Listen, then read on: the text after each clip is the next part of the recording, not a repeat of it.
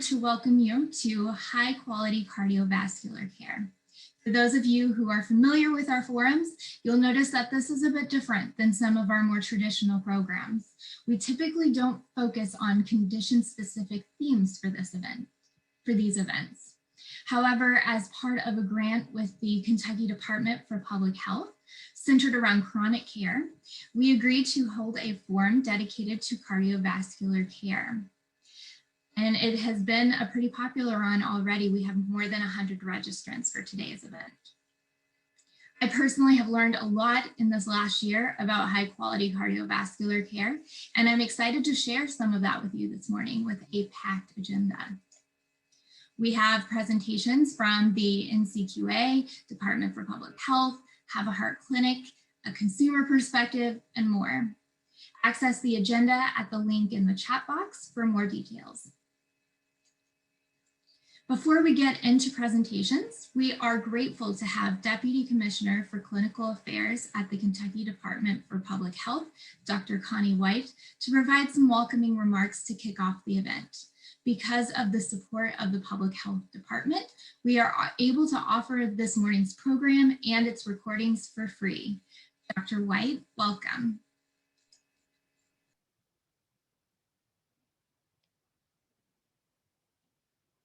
Thank you, Stephanie. I appreciate the opportunity to be here today. Thanks for allowing Public Health and me to do a welcome. This is a very exciting morning.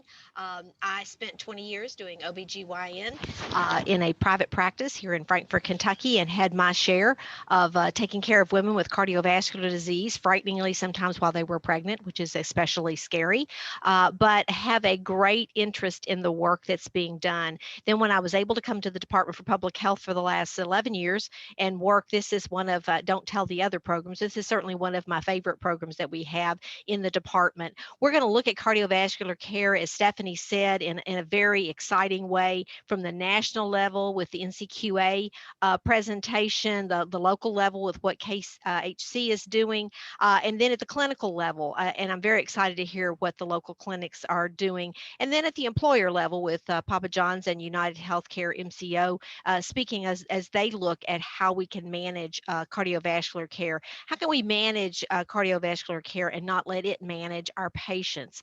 And then the most important part of the whole day is the patient lens. And I'm very excited that we're going to have a presentation, a conversation with the patient today. We're going to focus on disparities in care and how we can and must overcome these, and how critical that is if we're truly going to make Kentucky a healthy place to live. I'm honored to be here today, and I would be remiss if I didn't say I was honored to share the stage with Benita Bobo, the lead of our cardiovascular program here at the Department for Public Health. Our heart disease and stroke program is essential. It has been led by Benita for several years. That she's going to be retiring. We will miss her greatly, and I'm so excited she's going to be on the panel today to share with you her knowledge on how we can improve the health of people in Kentucky. So thank you again for having me. I have my cup of coffee. I'm very old school. I have my notebook, I have my pen, and I am ready to spend the next 2 hours learning about how we can improve the health of Kentuckians. Thanks so much, Stephanie, and everyone for having me this morning. Thank you, Dr. White. I also have my coffee this morning. I am not much of a morning person, as anybody can tell you. So we're glad to share this with you this morning. Our first speaker, Bob Rim, is the Associate Vice President of Performance Measurement for the National Committee for Quality Assurance, better known as the NCQA. In his role, Bob is responsible for the development and oversight of complex and multifaceted performance measurement-related projects.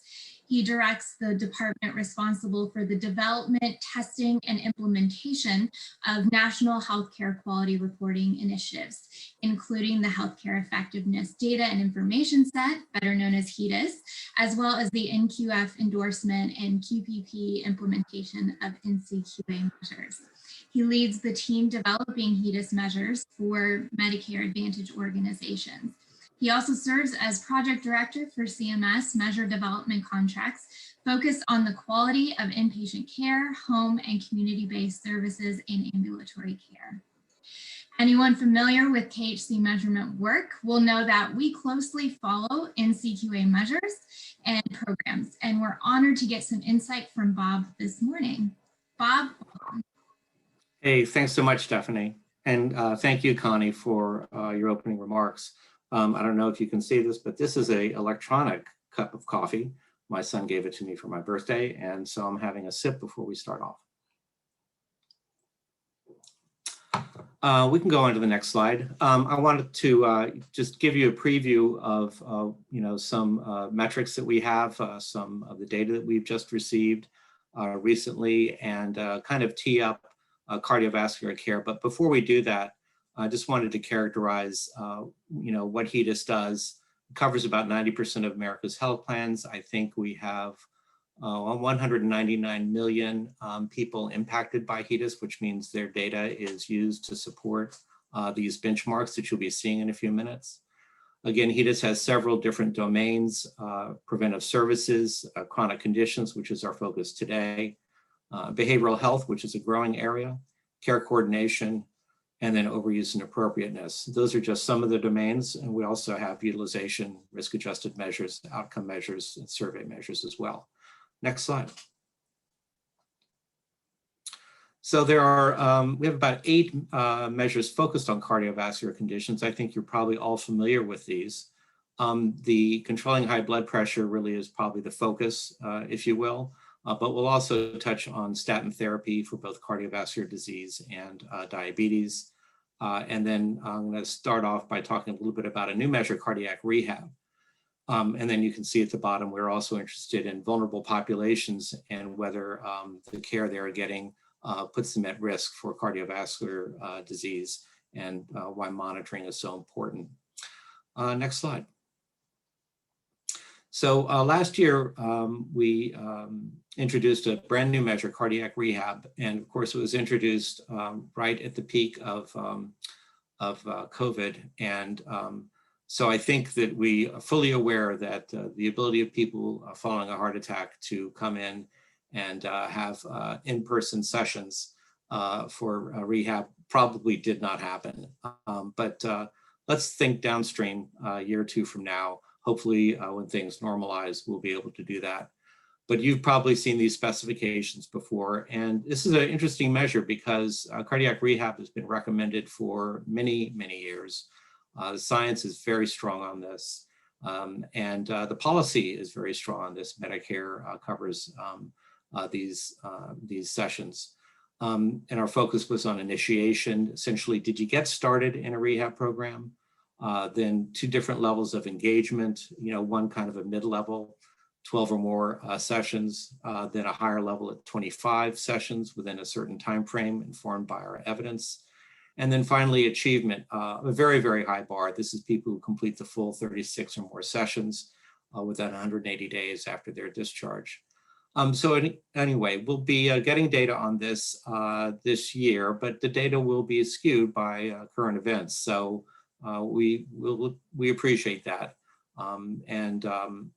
We'll be having a vote for introducing these as a publicly reported measure. Given the circumstances of last year, it's hard to say which way we'll go on that. And we're also exploring virtual care, virtual rehab, because this is a lot of emerging entrance into that market because of what we've learned, again, in the past 15 months. So looking forward to maybe future iterations of this measure to capture those developments. Next slide. So, the focus really of cardio, one of the key areas is controlling high blood pressure. And this is a longstanding measure, albeit it has been modified over the years. The data you're seeing here looks at measurement year 2019 for commercial and Medicaid. And for Medicare, we're looking at 2018 data.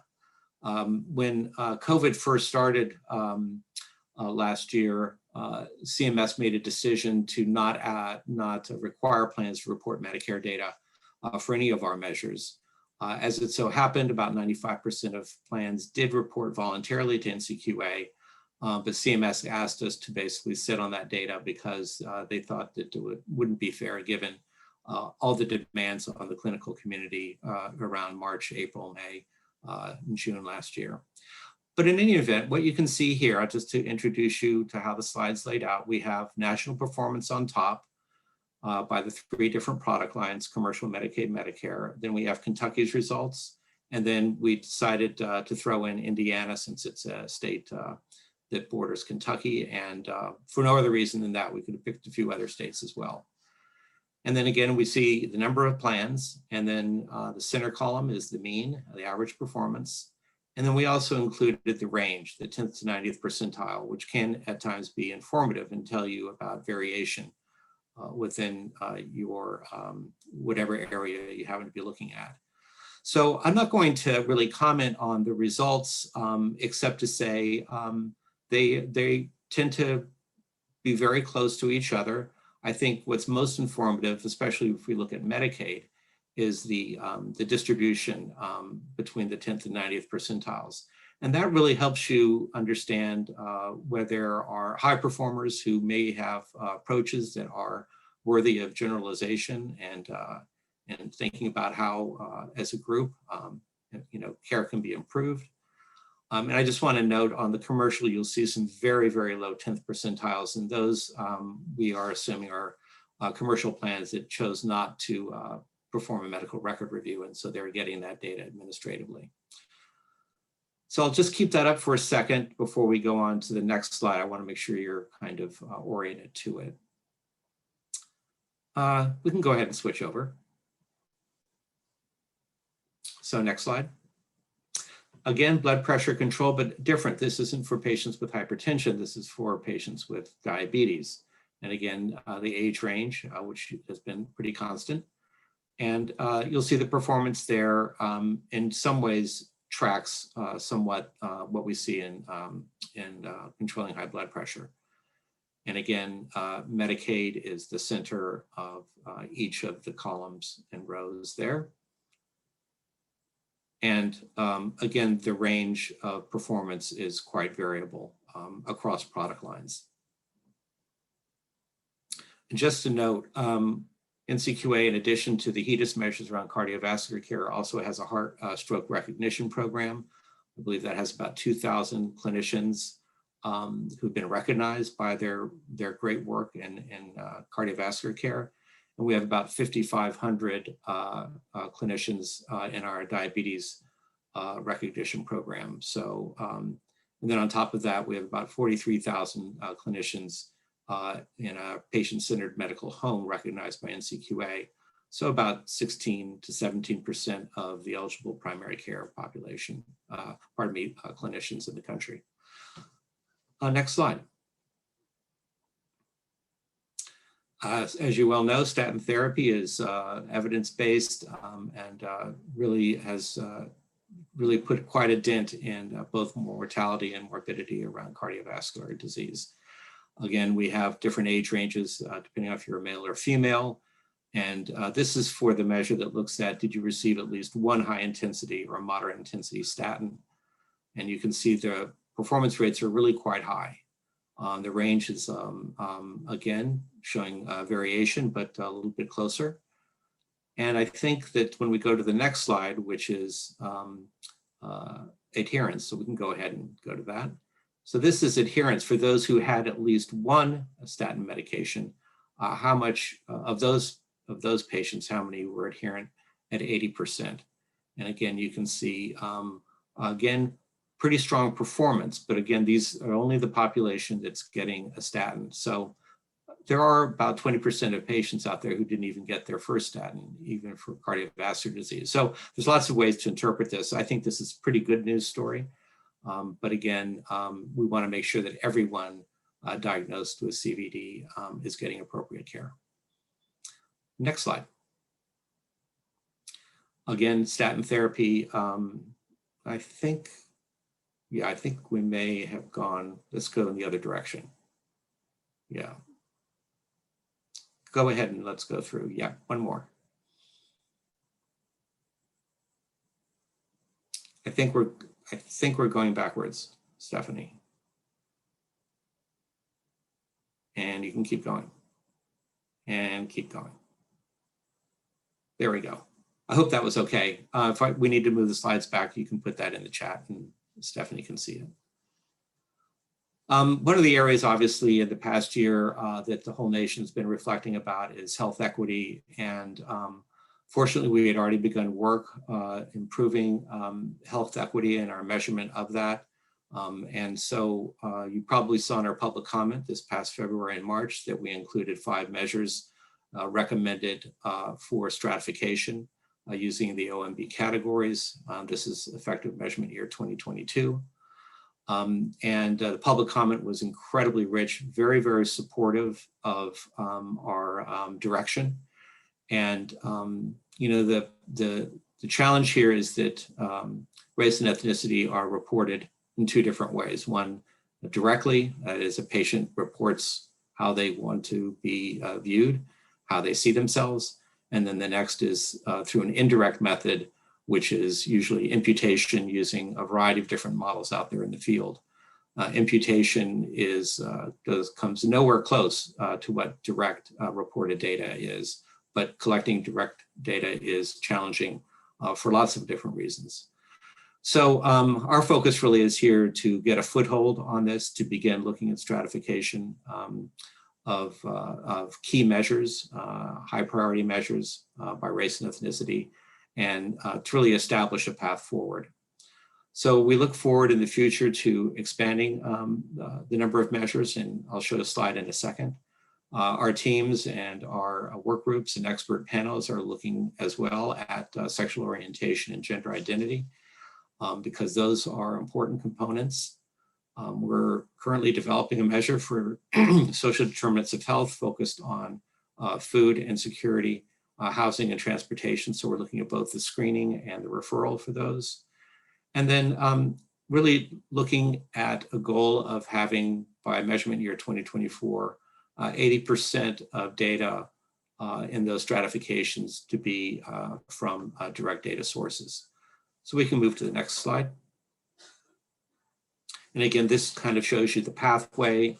I think in June, we're doing a presentation later this month that will tell you which of the 5 measures there are. I can't reveal them now. Our board of directors will be voting on those shortly. And then you'll see it as well in the August 2nd release of HEDIS Volume 2. But there'll be 5 measures there. And then by next year, we hope to have at least 10 or more.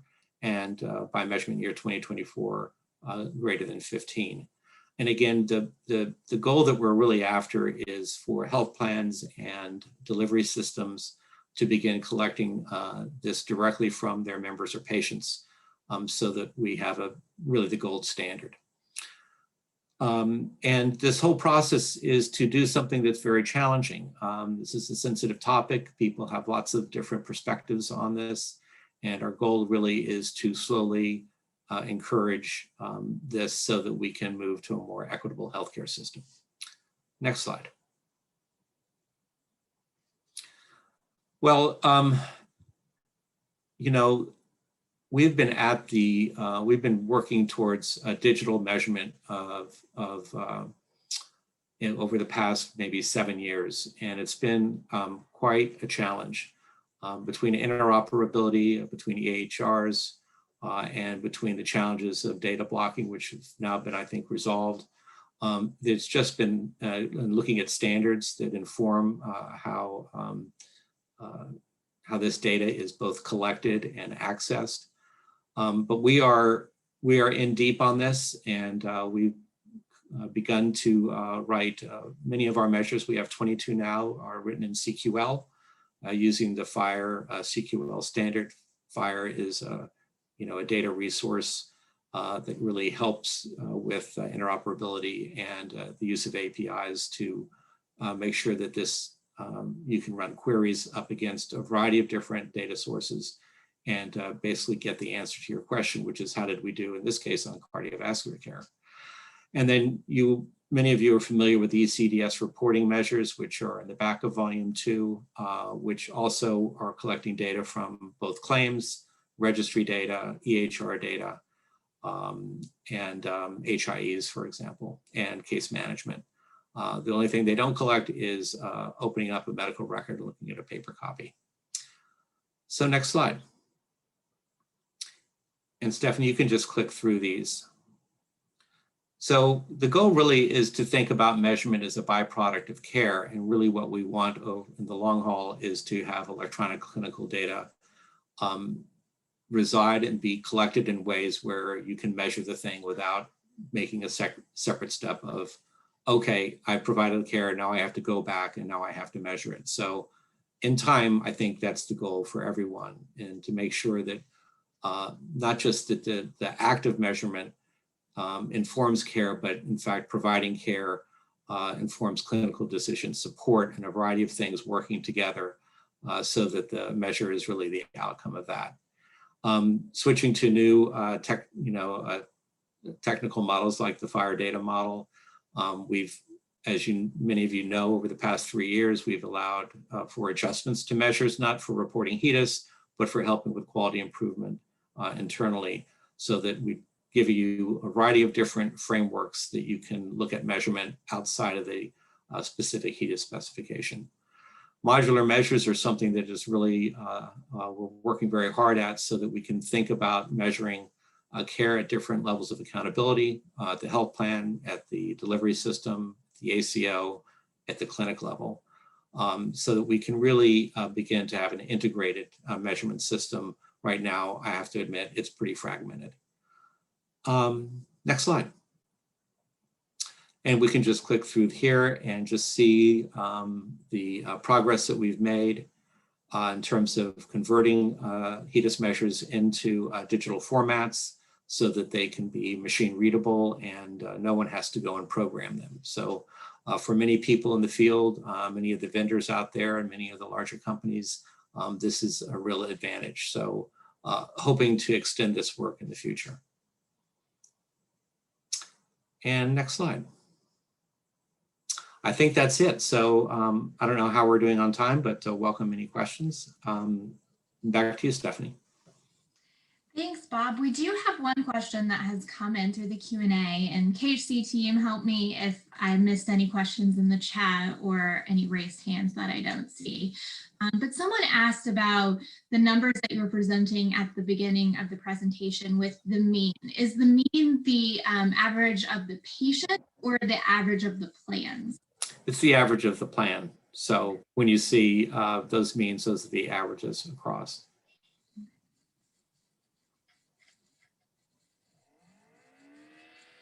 I don't see any other questions in here. KHC team, jump in if you do. But I think that is it for the questions. And if you do continue to have any questions, I don't know if Bob, you can stick around for a couple minutes. Oh, sure, absolutely. Looking forward to the presentation. For the Q&A, we do have one new message at the bottom. Why is the commercial average lower for blood pressure? I assume blood pressure control. Right. Yeah. We haven't done the analysis to answer that empirically, but my guess is because of the commercial plans that choose not to do a medical record review, therefore their rates are lower. So it's kind of skewing the mean. We could have probably just pulled those out and taken another look, and it would probably approximate what we're seeing in Medicare. Mm-hmm. Medicaid. So they're not doing the medical review, they're just doing the claims, which has incomplete data. That's why the review is so important. Correct. Yeah. All right. Well, thank you so much, Bob. Thank you. Appreciate you joining us this morning. And if anyone has any other questions, feel free to put them in the chat for Bob, and we'll continue with this morning's program.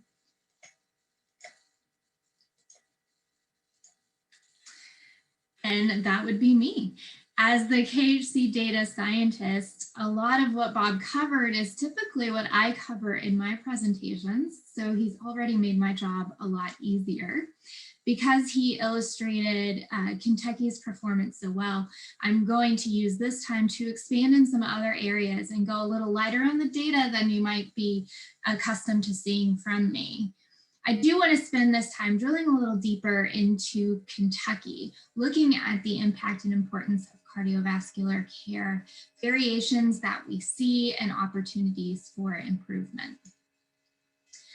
Cardiovascular disease is a term that refers to a number of conditions involving the heart and blood vessels, including heart attack, heart disease, stroke, hypertension, congestive heart failure, arrhythmia, and others. So you'll hear a lot of those terms today, and I'm sure you already know that, but I wanted to specifically acknowledge it and note that in today's program, we're broadly talking about cardiovascular care, which includes these conditions and elements.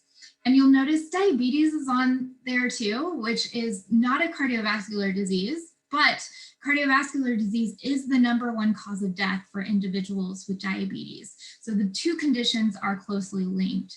You'll notice that later in my presentation, I talk about heart care specifically for individuals with diabetes, and Bob also did in his presentation. And the Kentucky Department for Public Health is going to share some diabetes resources. So that's why you see diabetes on this list. The two are close friends. Cardiovascular care is incredibly important in the Commonwealth. Kentuckians have high rates of heart disease, heart attack, and stroke, as well as high blood pressure and high cholesterol, which increase the risk of stroke or heart disease. Just 8 states have worse heart disease death rates, and heart disease was the largest cause of death in Kentucky in 2018, and stroke was the 5th highest cause of death in 2018. And in 2019, 41% of adults in Kentucky reported being told by a healthcare professional that they have high blood pressure, compared to the US rate of 33%. There are many risk factors for heart disease and stroke, including tobacco use, physical inactivity, and obesity. Kentucky's reported rates of these risk factors to the CDC are pretty close to the national rates, but what I wanted to point out was Kentucky's high smoking rate, which as we all know, is one of the highest in the country. And as our previous speaker mentioned, the aim of quality measurement is to provide better, more affordable care for individuals and the community. Measures like the ones that the NCQA develops help us quantify how well patients are being cared for and whether their care follows evidence-based guidelines. Although every measure has its challenges and limitations, as we will see, the KHC has long led the way in healthcare quality measurement and transparency through consolidated measurement reports, which allows for comparison to local and state averages and benchmark scores on the quality of care patients receive on a variety of ambulatory care indicators. The KHC is the only organization that combines commercial, Medicaid, and Medicare Advantage data for quality reporting. And the data also allows us to see where we have improved or not improved in some cases as a community in these key areas of quality healthcare. Kentucky Core Healthcare Measure Set measures reported in the KHC Consolidated Measurement Reports include all the Kentucky Core Healthcare Measure Set measures for which there is available data. So these are the two things I'm going to focus on in my presentation, and we're actually going to start with that second item, the Kentucky Core Healthcare Measure Set. Measuring healthcare quality aims to provide better and more affordable care. To reduce waste and drive optimal care, health plans and providers must align measurement priorities for the conditions that are most important to our community. The KHC facilitates this alignment with the continued promotion and adoption of the Kentucky Core Healthcare Measure Set.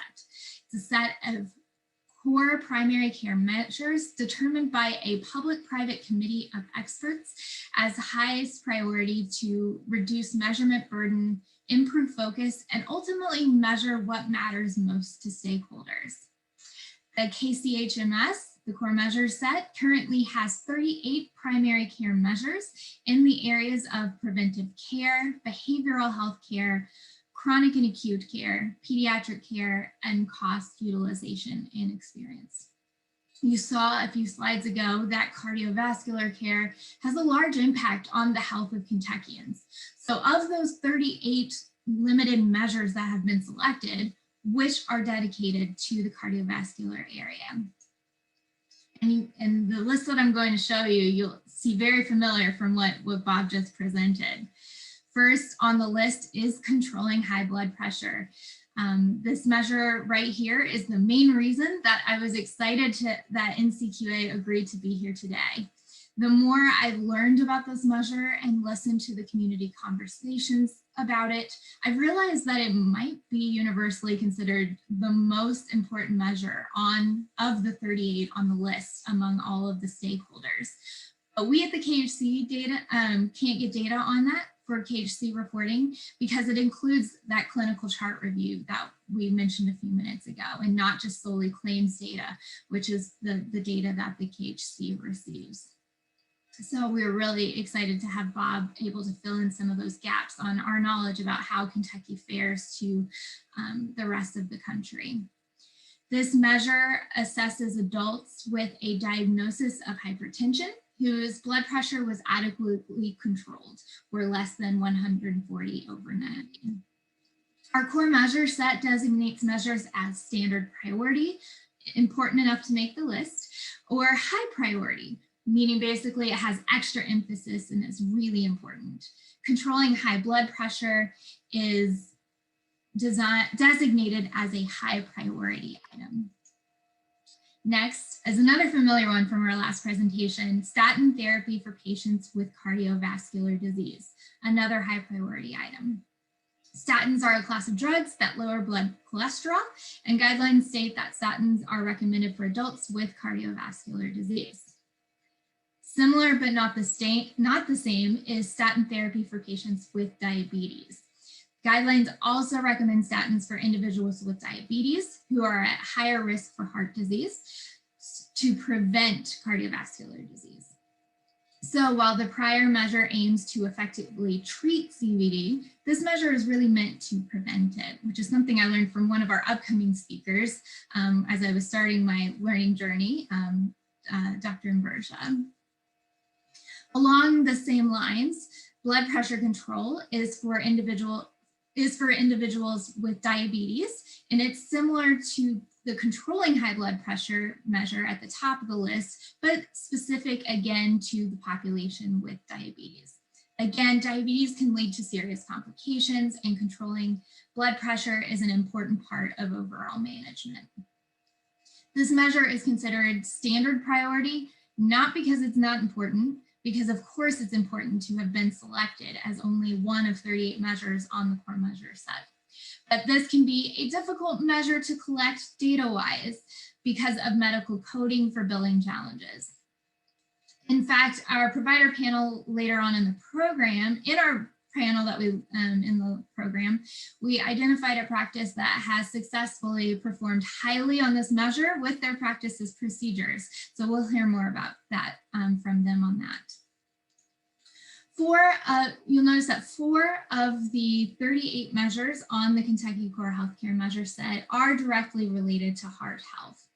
All are NCQA measures, coincidentally, although that's not, we don't just select NCQA measures for the core measure set. This just happened to be the 4 that were selected in the area of heart care. So now I'm going to talk about how Kentucky does based on the data that we get from our health plan partners for these measures. And I will go somewhat quickly through this because Bob covered very similar territory in his presentation.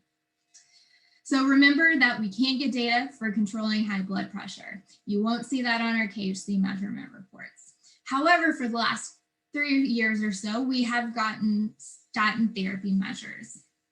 So cardiovascular disease, those who received statin therapy, you can see that we have closed the gap. Kentucky is the pink line, and the US commercial PPO is the green line. Now, our number is total, so that includes commercial and Medicaid and Medicare Advantage. So it's not quite comparing apples to apples, but it is comparing to the commercial PPO. And so with that statin adherence at 80% for cardiovascular disease, you can see too, there was a larger gap in 2017 that has narrowed. And for receiving statin therapy for diabetes, patients with diabetes, you see the opposite effect. We were higher than the US commercial PPO average, and that gap has narrowed over time. And you see similarly with statin adherence for diabetes population, we have fallen below the national commercial PPO level. So the last measure on that list, the comprehensive diabetes care blood pressure control. This is one that we have collected data with from for the last couple of years, but we haven't started reporting it on our KHC reports. For some of those data issues that we talked about before, because there are very specific codes in order to capture that data clinically and chart reviews. We see really wide variation in the numbers that we get from our health plan partners. So we're still continuing to establish a baseline and work on figuring out really what the data is telling us. So we have not reported that yet, but we're hoping to be able to here in the next couple of years. But we are getting that data. We just haven't been able to put them on our reports just yet. And that's just a really small overview on how the KHC utilizes quality measurement to track healthcare delivery, specifically cardiovascular care in the Commonwealth. For more information, you can visit our website. I've very crudely circled the 2 pages for the 2 programs that I talked about today. And with that, I think we have a couple of minutes. If we do have any questions about KHC measurement programs, I will go ahead and open that up.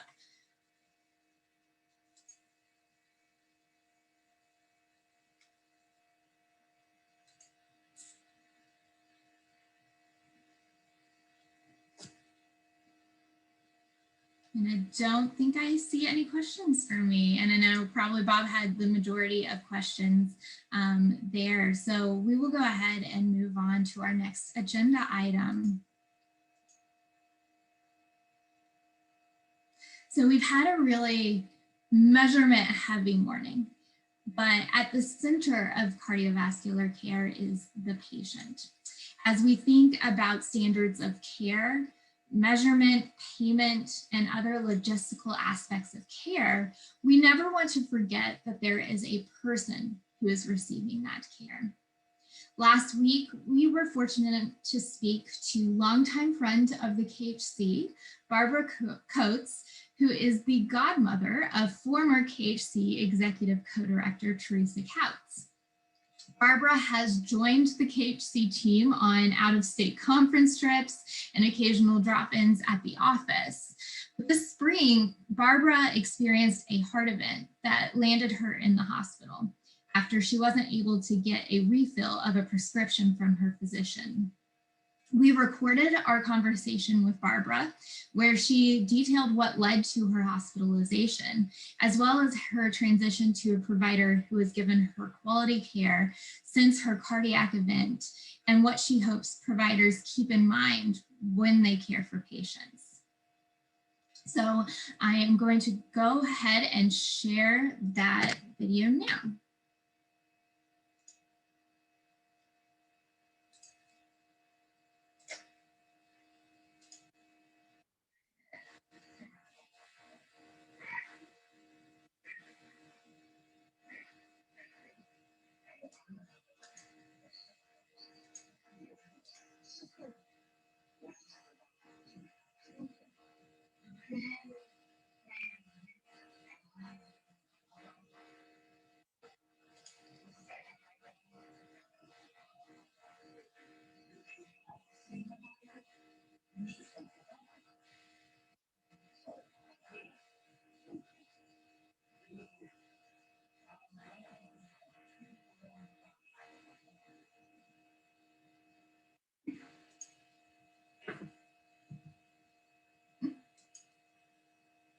I've been told that we can't see or hear the video, so let me stop the share and make a new share.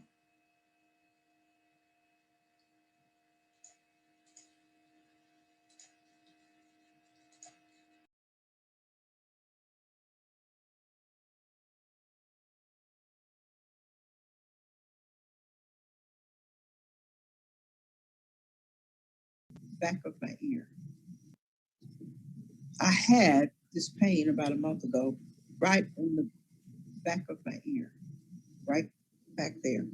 And I had no idea that's what it was, but it was severe. Lasted about 10 minutes and it was over. The pain came and went, and I didn't give it a lot of thought, but I was at my granddaughter's, and my daughter called and said, since you haven't seen a doctor, you should take your blood pressure. So I did, and it was really crazy, really crazy. My blood pressure was 245 over 114. Now, emergency room said I should have had a stroke already, but I didn't feel that. It wasn't. My only thing was I kept, my feet and legs swelled. The knee swelled up. I was having a hard time walking, and I was tired. But I did not relate that to my blood pressure because I had not had any trouble with my blood pressure since 2015. And we determined what that was at the time. My husband was very sick, was sick for 6 months before he passed. And once he passed and I started to calm down and life went back to something that looked like normal, all of that went away and they took me off of my blood pressure pills. And that was mid 2016.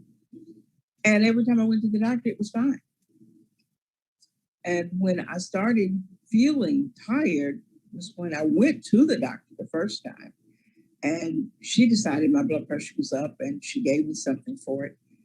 And I couldn't find her after the prescription run out. She really was not, she didn't ask a lot of questions. She just asked me how I feel. And she asked me why I was seeing her. And once we covered that, she said, I'm going to treat you for your blood pressure because that's the problem I see. And I agreed because it was the problem. It was up. I knew that. And she did take blood. She called me and said all of my tests were good. She found nothing else wrong with me. I think my problem was there was not a real urgent concern. I think that I didn't feel like it was, there's a word, a lot of concern for it, okay? All of my tests came back fine, other than my blood pressure. I actually saw her twice. And the second time I saw her was because I could not get in touch with her and get the information I felt like I needed about the pills because they were getting ready to run out. And I wanted to know what she wanted me to do about that because there was no refill on them.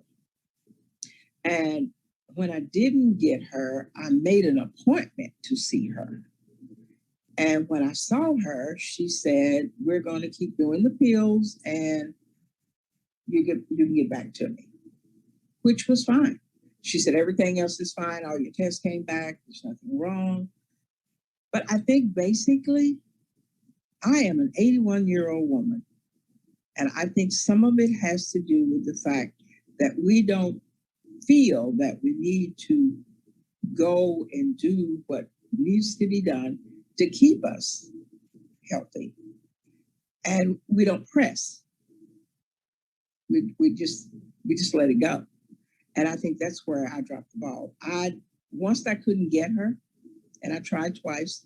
First 2 times I tried, I got a busy signal and I got a voicemail. The last time I called, I got nothing, except there was a voicemail that informed me this was no longer a working number. I did not believe that. So I called it again and it said it had been disconnected. So I thought, okay, now I got no reason to keep fooling with this number. So I didn't try again. I have often thought back on it and thought maybe I should have went to the office. But you're not as quick to do that with the pandemic as you were before. So I did.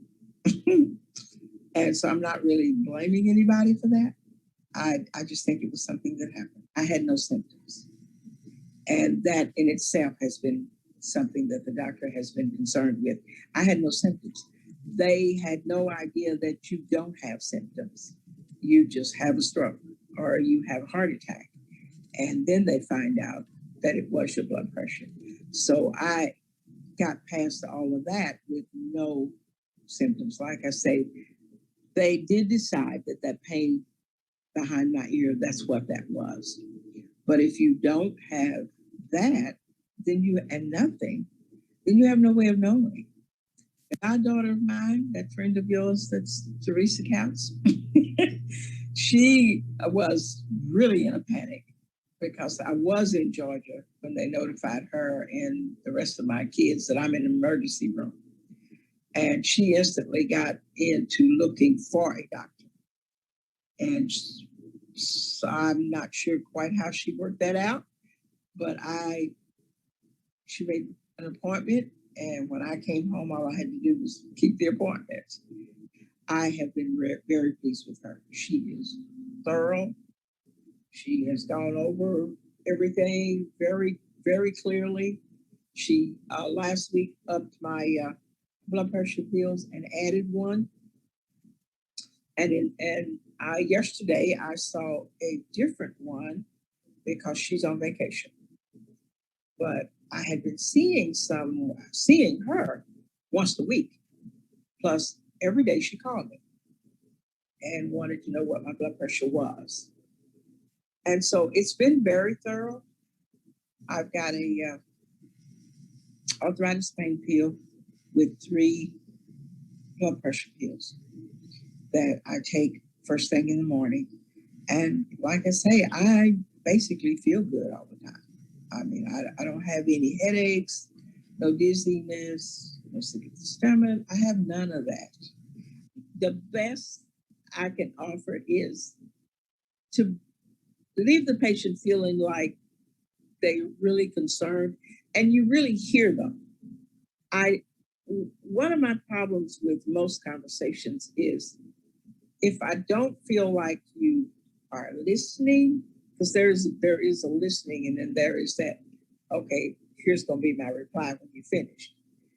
And that's what I think I've developed is when you're not really paying attention to listening, you got to get through here right quick so you can move on to something else right quick. If you can get past that feeling, and like I say, I'm not trying to, I definitely don't want to throw anybody under the bus. Each situation is different, but if it will help for anyone to know that you are solely responsible for what happens to you, and you have to keep on it. You have to keep on it because nobody's going to keep on it but you for you if you don't push. And if you have a doctor and you feel like it's not working, then don't feel like you can't switch because you can. That's always been my philosophy anyway. If you're not comfortable with any one situation, then change it. So I think that would be my biggest message. It really would.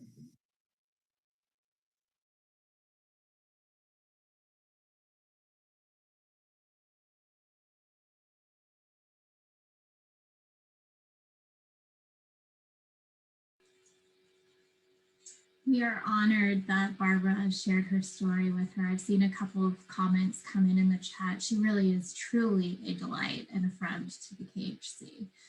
We're honored that she chose to share her personal story with us.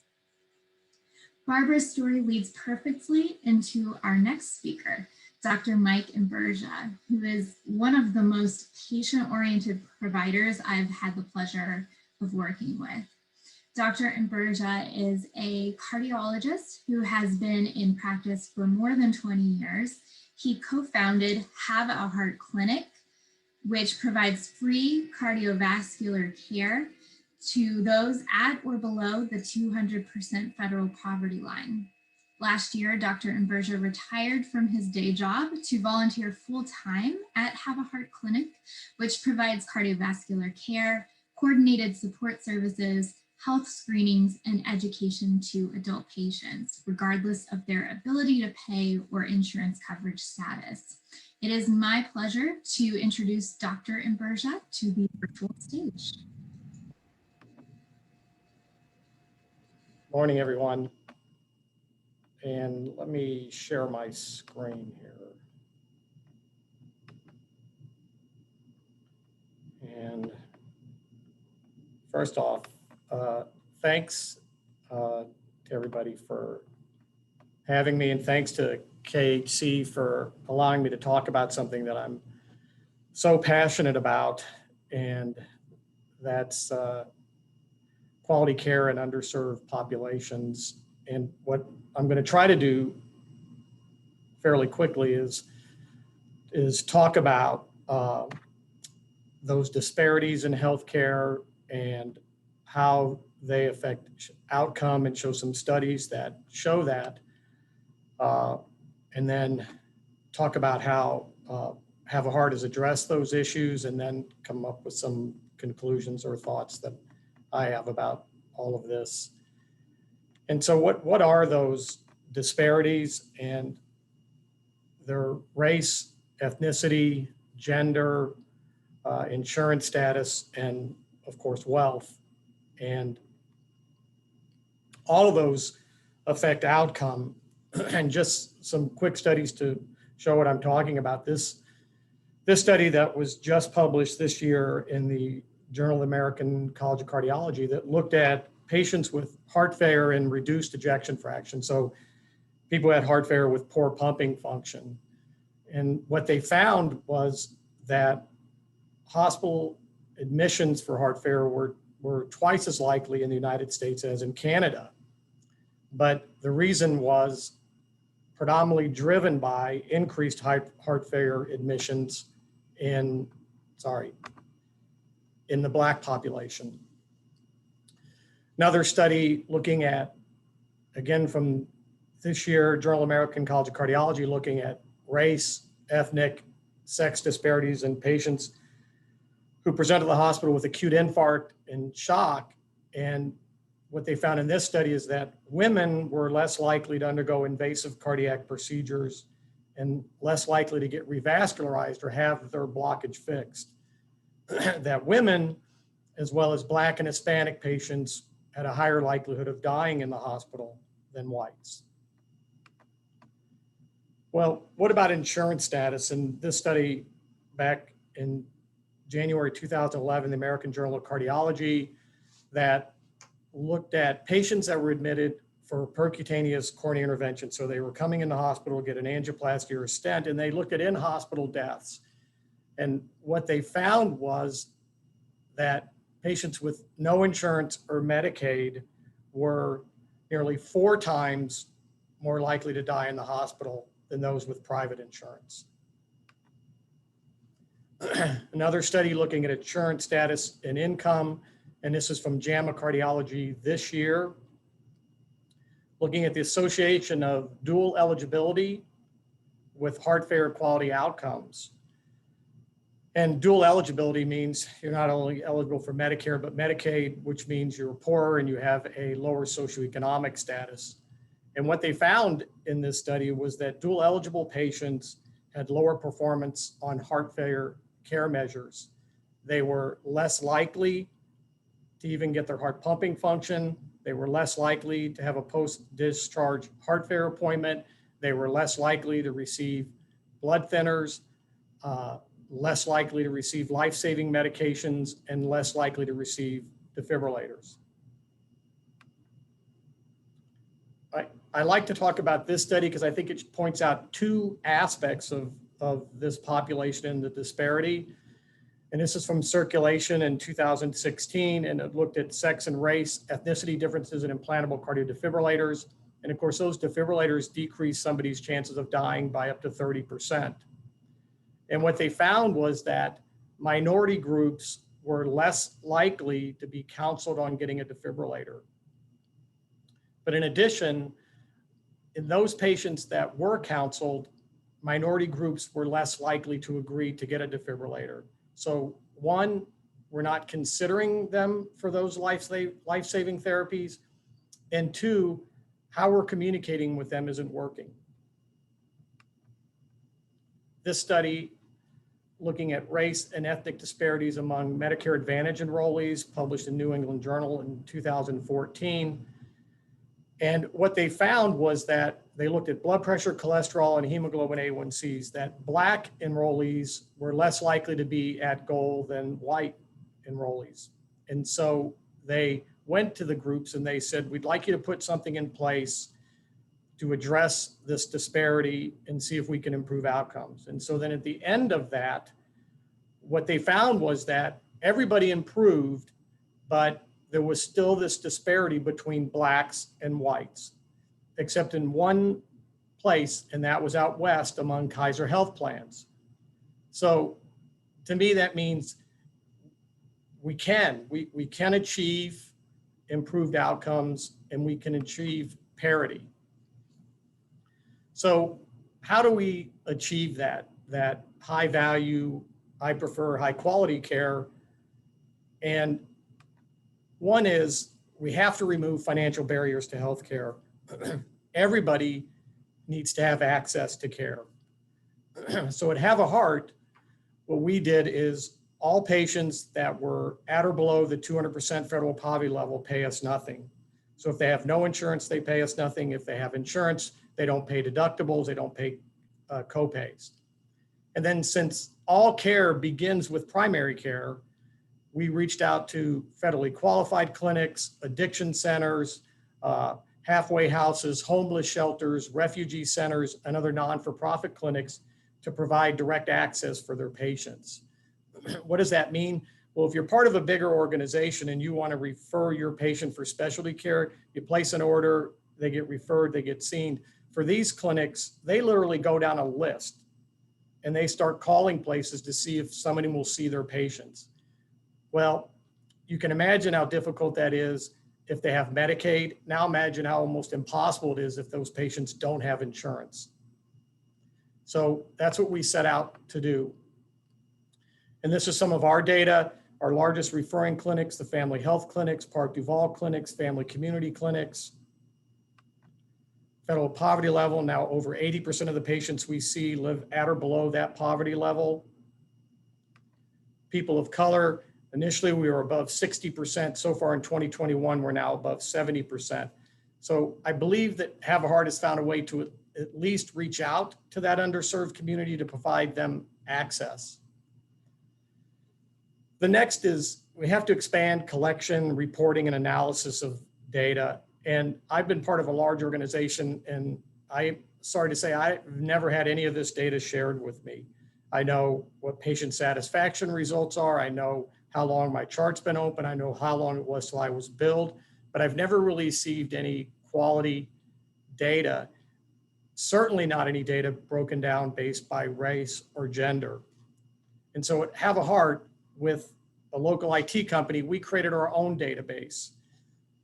And the specifics of this slide aren't important, but what's important is that we're able to track outcomes for heart failure, for coronary disease, for atrial fibrillation, and break it up based on race, gender, and our data is real time. So we know where we are, we know where the disparities are to help direct us to provide even better quality care. Well, what are the barriers to quality healthcare? And I'm going to start out with a story of a patient. And this is a 20-year-old woman who immigrated here from Liberia. But unfortunately, while she was in Liberia right before she immigrated, she got a virus. And unfortunately, her small child died from that virus. And she developed a severe cardiomyopathy or weak heart muscle. She still immigrated to this country and was in and out of the hospital constantly with heart failure, wasn't taking her medication, wasn't following up. And so as we're seeing her, somebody says, maybe it's that it's not just that she doesn't want to take care of herself, maybe there's something else going on. So we talked with her PCP, we got her evaluated, and sure enough, she has post-traumatic stress disorder and cognitive impairment, probably from her heart failure. So we just put a plan in place where we saw her frequently, called her frequently, kept up with her And now she is on all of her medicine. We see her every 3 months. She's gotten her defibrillator. She looks great. She has a boyfriend, and it's really helped impact her health. But this population has multiple medical conditions. The no-show rates are incredible. Typically, they're 3 to 5%. In clinics like ours and fairly qualified clinics, it's 20 to 30%. There's income problems, and I mean income as in patients choosing to pay rent or buy food versus buying their medicine. I can't begin to tell you how many times I've heard, "Doc, I promise I'm going to buy my prescriptions, fill my prescriptions Friday when I get paid." Transportation issues. And sure, if they have Medicaid, they can often arrange to get transportation, but it takes 3 to 5 days to do that. So if they have an acute problem, they can't get here. Safety, walkability. I'm embarrassed to say how many patients I've told, just go out and walk in your neighborhood for exercise. Well, it's not safe for them to walk in their neighborhood. There's a language issue, and a number of patients don't speak English. The insurance status problem. And again, within our clinic, we can provide everything free, but the minute it involves something more than we can provide, it's difficult to get that done. And communication issues. Sometimes they have a cell phone, sometimes they don't have a cell phone. Just had a patient the other day we've been trying to get hold of for 2 weeks. He finally called us back, and not only was he without a cell phone, he was now homeless. So in our clinic, 20% of the patients we see don't speak English. We see a younger population. Typically, the number of patients with chronic medical conditions is around 25%. In our clinic, it's 60%. And so how do we address those needs? Well, this population has been neglected for years. And the first step is to gain their trust. You have to convince them that, number one, you're there, you care about them, and number two, you're not going anywhere. You're going to be there for them. So we use motivational interviewing. We use teach back methods to make sure they understand what we're talking about. And trust me, those things take time. We use interpreters and interpreter phones for, sounds odd, but for patients that can't get to us, we send Ubers for them. We created a patient advisory council to help us figure out why no-show rates are so high, other things that we can address to involve them more. And there has to be intense primary care provider communication. And every new patient we see, I call that provider to find out if there's something I'm missing, and so that they know what I'm doing and I know what they're doing. The other thing we started is a preventive cardiology health equity center that we were going to start enrolling in this in February of 2020 until the pandemic hit. And so we started enrolling about 7-8 months ago, but we send the sickest of our sickest patients there, patients that we think need more education. And again, we added onto our database. And so we track all of these outcomes, initial 6 month, 1 year, to see if we're at goal, if we're not at goal. And we look at that for statin, blood pressure, a number of other parameters to see if things are moving in the right direction.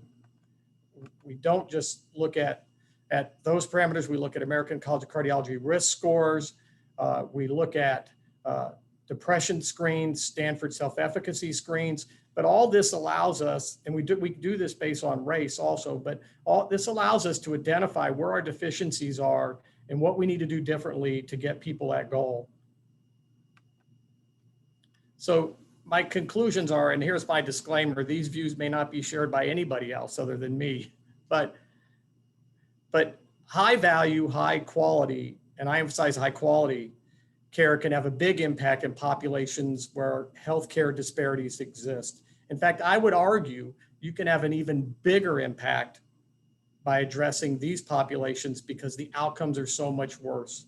For instance, if you were going to address heart failure readmissions, and the majority of them comes from the Black population, wouldn't you put your efforts there? We need real outcome data, not just did I click a button or did I check this or check that, but real outcome data. Are we improving? Are we not improving? And high value care takes more time. And in our current reimbursement scheme, where we pay for seeing more patients, doing more tests, doing more procedures, this is going to be impossible. This care takes time, and we need to start rewarding for real quality outcome and the time spent to do it. And there absolutely has to be coordination of care with primary care providers. That's who these patients trust the most. And the only person that suffers if there isn't that coordination are the patients. And that's all I have. And thank you very much. I'll answer any questions. Thank you, Mike.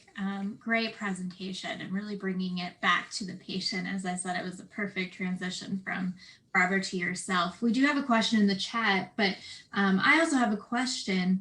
Something that you said really stuck out to me about, when you worked at a system, you got feedback on patient experience, but you didn't really, on those hard numbers, on the quality indicators, you didn't receive a lot of data from that. Now, patient experience is very important. And, our last speaker, Barbara, illustrated that. So can you talk a little bit about the balance between patient experience as well as that quality data and the importance of both? Well, obviously they're both very important, because if you don't have a good patient experience, there's no way you're going to be able to communicate with the patient and achieve good quality outcomes. I think sometimes what we track in satisfaction needs to change a bit, but yeah, I think most large organizations that I've been involved with struggle with how to provide quality data for their providers and what constitutes quality data. But I think it's more of the collection of the data for them that's difficult for them. Mm-hmm. And then we have a question in the chat that I'll try to summarize. It's a great question. It actually could do for any of the three previous speakers. So if anyone, Bob or someone who wants to jump in as well after Mike speaks, we've talked about some of those high priority items, such as controlling blood pressure, receiving and adhering to statin therapy. Do we have a sense of, what percentage of patients actually can improve and achieve that target goal, and how can we segment our populations in Kentucky to understand some of these racial and ethnic disparity gaps that we've talked about that exist in our state? I think it has to start with the data and education to the community about the disparities. I think most people are not aware of the significant disparities that exist between different race, ethnicities, and even gender disparities. I think that's where it has to come first. But, most of those gaps are going to be closed by providers, the people providing the care. And, I walked through life thinking I'm the best cardiologist there is, that, there's no disparity where I exist. And so there has to be information, because most of us don't believe that there's a problem.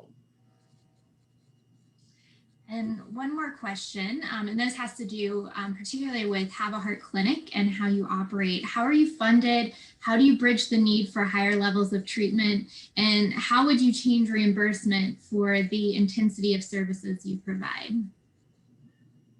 So to answer the first question is, we're trying to become self-sustaining. So now we try to use money that we generate from insurance to pay for all the people that don't have.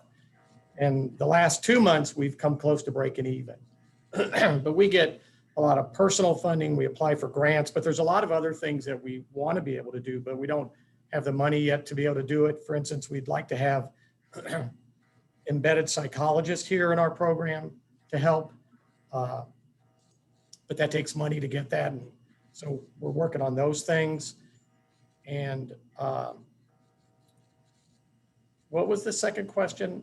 I'm old, Stephanie. So. Yeah, no, and I just read them very quickly. How do you bridge the need for higher levels of treatment? Yeah, it's just time consuming. And so I think insurers have to start rewarding for real quality improvement. And, you know, a lot of stuff that gets tracked is, are they on a statin, but not the right statin? They check blood pressure in the clinic, but they don't take into account what's at home. Yet that's more accurate than in the clinic. But they need to start spending the money for those improved outcomes so they can spend less money down the road treating a problem. And that's the real shift that needs to change. You know, in our country, everybody talks about how much more money we spend on healthcare, but if you look at how much other countries spend on social determinants and improving those, it turns out that we spend about the same amount of money. They just spend more money upstream preventing the problem, and we spend more money treating the problem. Thanks, Dr. Imburgia, for your insight. If anyone has any more questions for Dr. Imburgia in the next few minutes, feel free to put them in the chat or in the Q&A, and we'll see if we can get those answered for you. But for now, we are going to move on. Thank you so much, Dr. Imburgia, for joining us this morning. Okay. Our next agenda item features a panel of providers with 3 distinct perspectives of optimal care for patients with cardiovascular disease. This panel will be led by Trudy Matthews, Senior Director, Quality and Value Strategy and Executive Director for the Kentucky Regional Extension Center. Trudy works with UK Healthcare's executive team on ensuring success in value-based programs for Medicare, Medicaid, and commercial insurers. Trudy is also executive director of the Kentucky Regional Extension Center, the REC at UK. Trudy oversees the statewide center charged with assisting healthcare leaders, practices, and hospitals across Kentucky using technology, connectivity, process improvement, and value-based care models to improve the quality and value of healthcare. We have worked with Trudy for many years on measurement activities, including the core healthcare measurement set. When creating this panel, she was the first name mentioned as a potential moderator, and we are lucky to have her in this capacity this morning. Trudy, I'll turn it over to you for the panel. Excellent. Thank you so much, Stephanie. I appreciate that lovely introduction. That was very, very kind. I sometimes wish my kids could listen to people introduce me when I'm serving as a moderator. Maybe I would get more respect and they would eat their dinner. So thank you, everybody. First of all, thank you to the Kentuckiana Health Collaborative and for the Kentucky Department for Public Health on putting this forum on today. I'm really pleased to be here as a moderator, and I'm super excited about our panel. I think we're going to have a lot of fun talking. And so this topic is very near and dear to me because I personally am affected by this. I lost both my mother and a dear uncle to heart disease. And I will say, genetically, it's just apparent that in my family on both sides that heart disease is an issue, and good cardiovascular care is going to be what saves our lives, mine as well as all of my family members who are at risk. So I'm really excited, both personally and professionally, to talk with the folks here today because they have some really great perspectives to share. Let me introduce our panelists. So first we have Dr. Jeremy Bradley, who is an independent primary care physician in Owensboro, and his practice is part of an ACO and has been recognized as an NCQA patient-centered medical home, has received awards for Bridges to Excellence for chronic disease management and physician office systems. And also Dr. Bradley and the nurse practitioner in the practice, Colette Johnson, have the 2 highest scores on diabetes blood pressure control. So that is a notoriously tough measure to improve. So great job, Dr. Bradley, with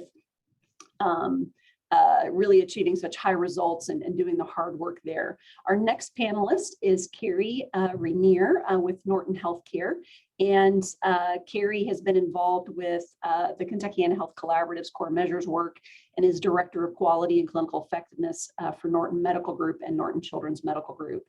And she joined Norton in 2016, has been involved with helping them to achieve their organizational quality goals, working to improve clinical quality and safety outcomes, reducing cost. And I know Carrie and I have worked together a lot and have talked a lot about the Medicare Quality Payment Program and other programs that measure our quality and how we can improve. So it's both for both of us. We're kind of measurement and quality improvement nerds. So glad to have you with us as well, Carrie.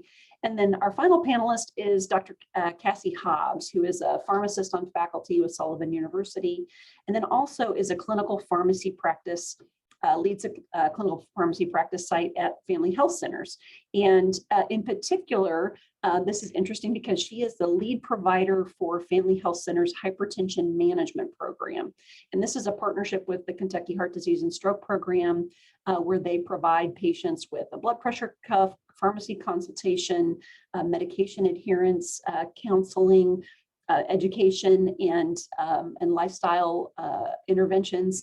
And Dr. Hobbs has really worked with hundreds of patients there at Family Health Centers, helping them with all kinds of, basically to improve their cardiovascular health. So we are so excited to have these three providers representing three different worlds, a clinical pharmacy, independent practice, and a large health system, to talk about what you all do on a day-to-day basis to make sure that patients in your organizations are really getting great cardiovascular care. So first of all, I'm just going to start with Dr.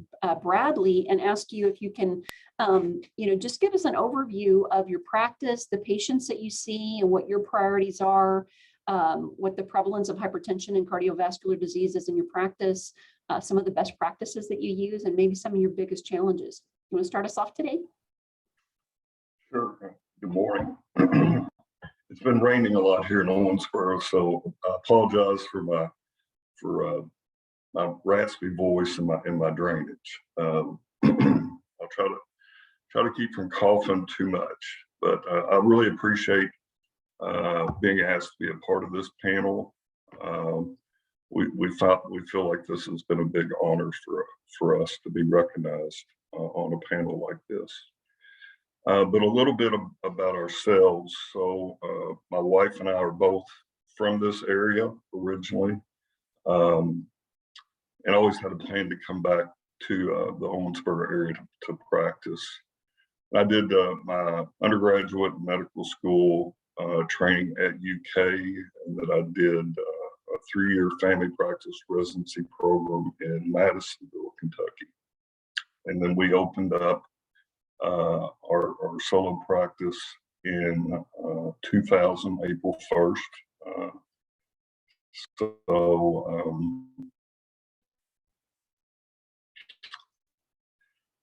We've got one nurse practitioner that works with us. She's been here about 500 patients at this time. And what got us started by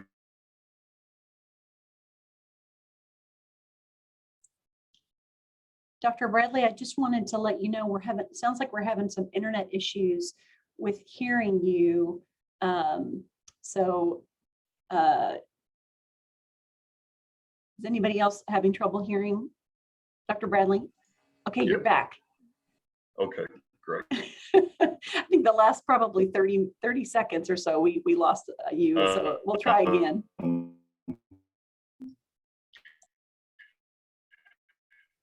So we're report, and there was such a large number for us to report, and nobody really knew how to report them, or I couldn't find anybody that really was able to teach me how to report them. So basically, I Googled AMA CPT2 codes. And lo and behold, I found a 437-page document that had all these reporting codes for different quality measures. And what I did was kind of dig through there, picked out ones that we thought were important to our practice, as well as trying to report as many quality measures that would satisfy the majority of the insurance companies. But more than that, our main goal was to provide quality health care to our patients. And I remember my wife asking me, she goes, "Now, how are we going to do this?" And I said, "If we don't do it for everybody, we won't do it for anybody." So we made this CPT2 code list. It was 15 or 16 measures, A1Cs, hypertension, cancer screening, knowing that heart disease, strokes, and cancer were the 3 leading causes of death in the country. And basically, we started off doing pre-visit planning, where basically we would call to make sure the patients had an appointment or were coming in for their appointment the next day, and one of the staff members would check off to make sure that the patient had diabetic screening, testing done, mammograms, whatnot. And then the day of the appointment, when the MAs would room the patient, they just kind of double check that everything had been recorded on the sheet. And then, of course, it's my job and it's Colette's job to make sure that we address any areas of issue. If their A1C was elevated, we needed to counsel them, find out what's going on with their lives, if they were following their diet, if they were taking their medicine or whatnot. And then after the visit was over, we would take the CPT code list up to the billing clerk, and she would enter those codes in and submit the claims per usual.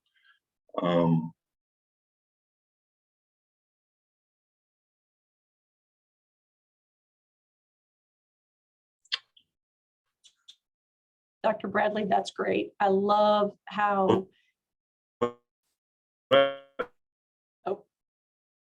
we might be encountering a few internet issues. That was So what I loved about what you shared, Dr. Bradley, is kind of a bundle of things that you're working on. Things that just hit me were pre-visit planning, really using your whole care team to make sure that every patient is getting good care, and then making sure also too that those codes are coming across in your data, and that way you're able to see your data, know who's getting care and who you have to follow up on. So I think that's really critical. I think that's kind of helped us is, especially with the hyper. Can you hear me? I can now. Okay. Sorry. So one of the other things that we noticed when we were getting this feedback was that sometimes people's blood pressure was elevated, and we have staff turnover just like everybody else, and we've enjoyed having some of our employees there for quite some time, and a couple of them had worked in the ER for a number of years. Felt really comfortable with checking blood pressures. We don't use digital machines if we can avoid that. So if we got an alert or a notification that somebody's blood pressure had been elevated to last visit, we've kind of designated one of our employees as we call him the hypertension champion. And so what Mark will do is if one of the girls or guys gets an elevated blood pressure reading, then, you know, we try to train them from the get-go that, you know, make sure the patient isn't talking, make sure you have the right size cuff, make sure Yeah. their legs aren't crossed, you know, things that might make the blood pressure elevated, you know, recheck it 5 to 10 minutes. And I think that's one of the bigger things that has allowed us to make sure that, you know, if somebody comes in for a blood pressure recheck, that we're getting an accurate reading for them and for us. Yeah, that's great. That's really great. I appreciate that so much, because it is what you're using are really evidence-based interventions that to really make sure your patients are getting the best care. So thank you, Dr. Bradley, so much for sharing your perspective. So in the interest of time, I'm going to scoot on to we'll come back to you, Dr. Bradley, with some additional questions in just a minute. We want to give Carrie an opportunity to kind of talk about, from a large system perspective, what Norton is doing around cardiovascular care. And so same questions to you, Carrie, kind of give us a sense of the overall, the practices, cardiovascular disease practices, and how across your system you're caring for patients, the prevalence of hypertension and cardiovascular disease best practices, and some of your challenges. Sure. So Trudy, glad to see you. We were messaging like, oh, it's like old times. We're hanging out talking about quality and how to improve care. So a little bit about Norton Healthcare. We're an integrated delivery system in Louisville, Kentucky. We have 5 hospitals, approximately 1,500 employed providers, and 240 ambulatory office locations. So, you know, it's always interesting hearing from all of the different provider configurations, because, you know, like Dr. Bradley said, many of the things that he is doing in his office, we are trying to do in a larger system. And, you know, those evidence-based practices are really key to being able to improve the outcomes overall. So one of the things that we've done is we have 2 task forces. One is cardiovascular risk reduction, and the other is diabetes. Those are comprised of provider partners, subject matter experts like dietitians, certified diabetes educators, nurse navigators, other chronic care stakeholders. And then through this work, we really work to improve the care of those patients with hypertension, hyperlipidemia, and type 2 diabetes. So the first priority when we have these task forces is to develop a standard of care that's based off of the evidence and that's easy to follow. And I don't know if you guys typically look at the diabetes standards of care, but it's a book.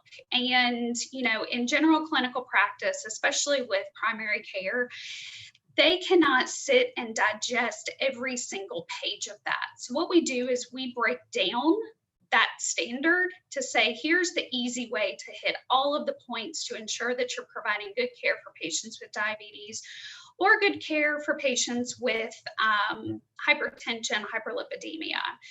So one of the ways that we control blood pressure, or look at it, is we set the standard of care for hypertension to align with the JNC8 guidelines. So they set the blood pressure goals based off of a patient's comorbidities and their age. And then what we did is we created reporting so that we could tell if the patient was a goal or not based off of their goals. So is their goal, you know, 140/90, or is it different? And then are they on the right class of medication based off of their comorbidities and their age? And so what we did in primary care is we found that about 80% of the time, the patients were compliant with their blood pressure. But, you know, as far as a system goes, we're definitely looking at how we mobilize that, because, you know, I have the mantra, every patient, every time, but how do we really provide that population health for a specialty visit, or ensure that that patient is connected back to primary care? Something else we did, just like Dr. Bradley, was focused on education. How do you take a blood pressure the right way? And I'll tell you, sadly, as a nurse, nobody ever told me that. You know, they just showed me how to, you know, focus on how to hear the lub and the dub, not to actually, you know, here's how the patient should be sitting. They should be quiet. Don't take that blood pressure immediately when they walk back to the room. If it's elevated, recheck it in, you know, 15 minutes or so. Is it white coat syndrome? Is it truly an elevated blood pressure? And then what we also focused on is blood pressure recheck appointments. So we would bring patients back in, and we actually, kind of as a community benefit, set it up where they could come in, get that blood pressure recheck. And then if it was elevated, we would convert them to an office visit immediately to get their blood pressure addressed. And then as far as at home, I heard Dr. Ambergia talk about this, provided blood pressure cuffs. We got a grant from our Norton Healthcare Foundation, and we're able to provide at-home blood pressure cuffs for patients that didn't have them.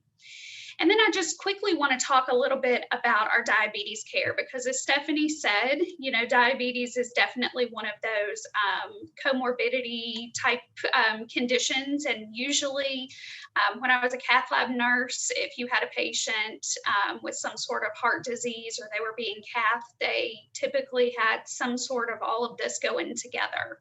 So one thing that we did to focus on improving diabetes care was we joined the Together to Goal campaign in 2015 with the American Medical Group Association. And if you aren't familiar with that group, they do a lot of great collaborative work where you can talk with other medical groups, much like what KHC is doing here locally with us. And so what we saw is, even though our prevalence of type 2 diabetes increased from around 15% to 17% from 2015 to 2020, we did find that our blood pressure control went from about 68.9 to 75%, and then our statin use actually went up from 72% to 85.9, and that was actually nationally, we were recognized as kind of, what did you do here? And we can talk about that later. And then I know you asked a little bit about challenges to improving cardiovascular care, and talk about, boiling the ocean. There's 1,000 different things we could do. But from my perspective, I think priorities include fragmented data interoperability. How do we fix that so that we're not, trying to do like Dr. Bradley? I think we're all out in this, on these islands trying to figure out, like, how do we satisfy this? Is it a gap in care? Is it a gap in data? Well, we got to figure that out. Also looking at a slow transition from fee-for-service to value-based care. That really makes it hard in this market for us to be able to add additional resources and to add time to the visit that needs to be spent on chronic care management. And then also being able to address the whole patient, including social determinants of health, care coordination, and health literacy. And that all goes right back into that value-based care model. Great. Thank you so much, Carrie. That was excellent. A good overview of just a lot of the different ways that you're trying to integrate care standards into your practices. And good data to show overall performance improvement. So very, very impressive. Want to go to our third panelist now, Cassie Hobbs. Cassie, welcome. And we're going to allow you the same time just to kind of tell us a little bit about your practice, patient demographics, priorities that you're working on. Give us a little bit of background on the prevalence of hypertension and cardiovascular disease, as well as some of the best practices you've used and your biggest challenges. So look forward to hearing your story. Thanks. Yeah, certainly. So, as mentioned, a slightly different approach, but to the same, problem, where coming from a pharmacist-ran clinical, so patient appointment-based services, based out of the family health centers in Louisville, Kentucky. So just knowing that, the typical federally qualified health center population, we are certainly serving some of the most vulnerable population in Louisville. So I do have, other clinics that focus on, we do warfarin management and diabetes management, but of course today I'm going to be focusing specifically on our blood pressure management program, which does take a holistic approach to preventing cardiovascular disease, looking at statin and aspirin use, as well as blood sugar and blood pressure control. Just looking back at our most recent quarterly data for the specific patients that we have enrolled in our blood pressure program, we keep about 45 to 60 active patients, and they are right now 40% are less than the age of 45. We've seen a drastic uptick in the number of young patients, 29, 31-year-olds. And the vast majority still fall in the middle age range between 45 and 65, but we've definitely seen an increase in referrals for a younger population. 83% of our current enrolled patients are Black, and 91% are below 150% of the federal poverty level. And all of them are below 200% of the federal poverty level. So a lot of barriers for these patients. And I know Dr. Ambrosia and both Carrie and Dr. Bradley spoke about social determinants of health. And that is a big component of our program. We utilize the Prepare tool to assess every patient. And we take a multidisciplinary approach. So our current team consists of myself, a pharmacist, nurse practitioner from U of L's stroke program. We have 2 health educators from Family Health Center on the team, a nurse from U of L. And then we also have we're blessed with a fantastic community health worker that works with our program. And so when we identify patients that have multiple positive factors on their Prepare tool that may be preventing them from addressing their personal health concerns, what's going on with them, we make a referral to the community health worker, and then that individual is able to follow them, not necessarily to work on health focused things, but maybe to help them navigate the system, get specialist appointments, make sure that their transportation is there. I know Dr. Ambrosia spoke on that, and we certainly have the same issues with our patients being able to get appointments and having to cancel at the last minute because they don't have transportation. We also provide self-monitoring blood pressure cuffs as part of this grant-funded program, or blood pressure cuffs so the patients can self-monitor at home.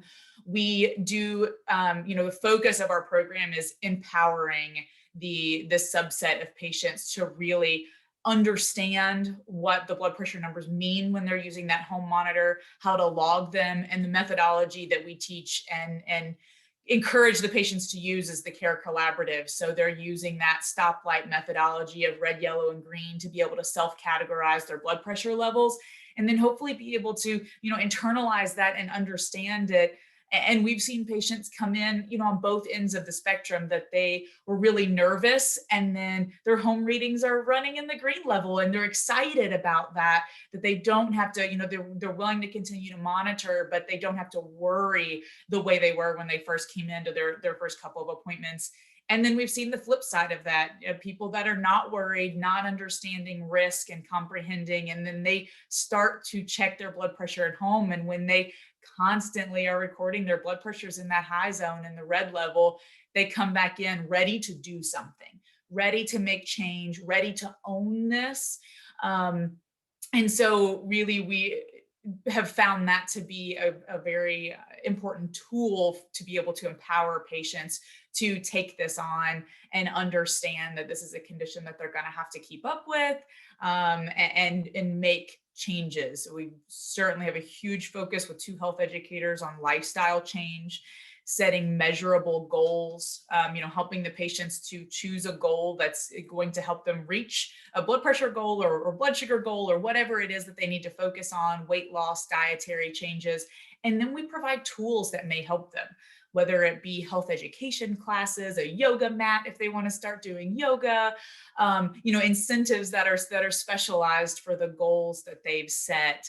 And then also referrals out to any programs that may be needed, whether those be internal health education classes, back to see their primary care provider, getting referrals made for specialty appointments, but then also using a local resource. Well, I guess it's a national, but our local Department of United Communities to link people with community resources. We have a lot of housing issues. People need to be rehomed. It was mentioned earlier about not feeling safe in your neighborhood.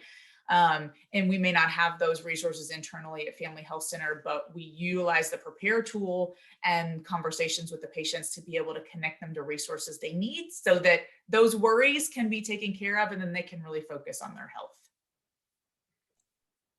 Love that. Thanks so much, Cassie, for your perspective as well. I think, it's kind of all of this brings me back to a Barbara story. As you kind of talk through your your patients and their experiences. I know with my mom, for instance, she was sick for, she just felt nauseous for half a day before she started actually feeling like she might be having a heart attack. And so, when Barbara was telling her story, I thought, that's so common. It just, education and helping, patients to understand what they're, what's happening with them. And so I wonder, if you all as panelists, have just a sense of what we can do as a community and as a state to improve cardiovascular management. I think, each of us in our own individual worlds is working on that, but they're also, we're coming up against some barriers and some issues. What do you think are some, you have some ideas on what you think, how we can better connect the dots for patients? Yeah, I think, and I hate to, I don't want to be repetitive today, but access, patient education, and patient engagement are huge. As a community, I was just thinking as all of us were talking and listening to the, other speakers today, I'm not going to say we all do this in a vacuum, because clearly we're all here together, but we're all fighting the same fight together. And so how could we really package this all up to make it easier? I think if you look at, providers, they want to focus on providing care to their patients, focus on really that time in office. But how do we take that burden off of, golly, I've got to click here, or I've got to do this to satisfy the measure, discreetly capture the information? How do we fund a program for community lay health workers and, really help connect into the communities where our patients live? And, from a patient engagement, patient health literacy standpoint, even myself, as you're talking, Trudy, I can commiserate. My mom had an MI in the middle of Kroger. And I get a phone call. She was at Costco like 2 hours before, feeling fine, had a great day. But it came down to the fact that she'd been having some pain in between her shoulder blades after we started talking about things. And that was really kind of the only symptom until she really had those MI symptoms. And, as a child and as a healthcare worker, it's really scary going through that with your family members. And how can we educate them? How can patients understand how to navigate the healthcare system? Because many times my blood pressure is elevated. Where should I start? Well, really, you need a good primary care provider. But many times patients don't even know where to go. They go to a, immediate care center or urgent care center. And that's why it's really key in those settings that those providers are connecting patients back to primary care, not just constantly keeping the cycle going. Cassie, any thoughts? Yeah, I would say I don't have terribly too much to add. Carrie really comprehensively covered that. And I know it was mentioned earlier about value-based care. One thing that, we've seen to be invaluable is that team-based approach, having, practitioners that have different backgrounds, pharmacy, medicine, health education, public health. We really do look at things differently. I mean, our education background is focused so differently, and being able to work in the intimate setting together allows us to, hopefully not miss anything, to where we can really be there for the patient, and the patient is truly at the center. I think being able to expand that team-based approach in a larger capacity through, even in the private practice setting and in the, hospital system setting, more so to really hit on all of the different areas. And then I've already mentioned how valuable our community health worker has been. And I think that gets to Dr. Ambrogia's point of the health equity piece, and how do you communicate with a population that is different from you, cultural, ethnicity, religion, whatever it is, but having someone who can be the connector in the community. It's funny that you mentioned that, because I was just thinking that like having that community health worker as part of the team is so important. Because in healthcare, I know in our primary care practices, we have several community health workers. And what we find is that, for providers, I mean, you just have so much education under your belt. It's hard to kind of unlearn that, but the community health workers can make that immediate connection and really help where the provider, really has to focus on what's happening in the practice. They can really reach out in between visits and be that connector. And as Carrie mentioned, really helping to engage the patient and be, a partner with them in their care. So appreciate it, really, your all's perspectives greatly on that question. I want to come back to another theme that emerged in our conversation. That's really around data. Stephanie did a great job of laying out, and as did our speaker from NCQA, laying out the measures and kind of what the availability of different types of data, and really can you add just a little bit more about where you guys are using data to improve care, and then where do you see are some of the gaps there that we might want to or that are areas for improvement? I'll go backwards this time and go to Cassie first, and then go to Carrie. How's that? So we've gone through multiple iterations of how we collect data. We've had some very large barriers with our current EHR, which we're switching in January. So for the time being, we're actually going to move over to a completely different software to collect data for our program. But we've used that in the past to take back to primary care to increase referrals. So to take back to our providers to say, hey, this is really working. This is what we're seeing with the education, with the hand holding through the goal setting and following up with patients that, even if there aren't medication changes, these lifestyle changes and getting patients focused on adherence and that sort of thing is a benefit. So that's one way we've utilized the data. The one of the largest barriers when it goes back to the facility as a whole for the program that we run, because pharmacists are not considered billing providers within the FQHC. Any blood pressure that is checked and documented in our EHR through our visits, it's not a billable visit. So no matter how positive we get our numbers, they don't count.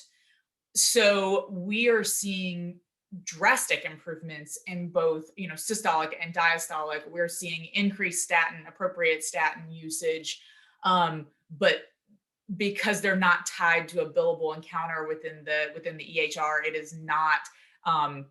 We've seen a barrier there to it actually moving our measures, which is really unfortunate for our setting and for our patients. So something that we're trying to work on, and there's been some just in the past legislative session, some recent changes to for pharmacists being able to bill for services. So we'll see if that changes in the future, but that's been one of our multiple data barriers. Yeah, at the very least, making sure that if you're helping to be part of the team that's managing blood pressure, that the team can get credit for the work that you're doing. So yes. Yeah, that makes a lot of sense.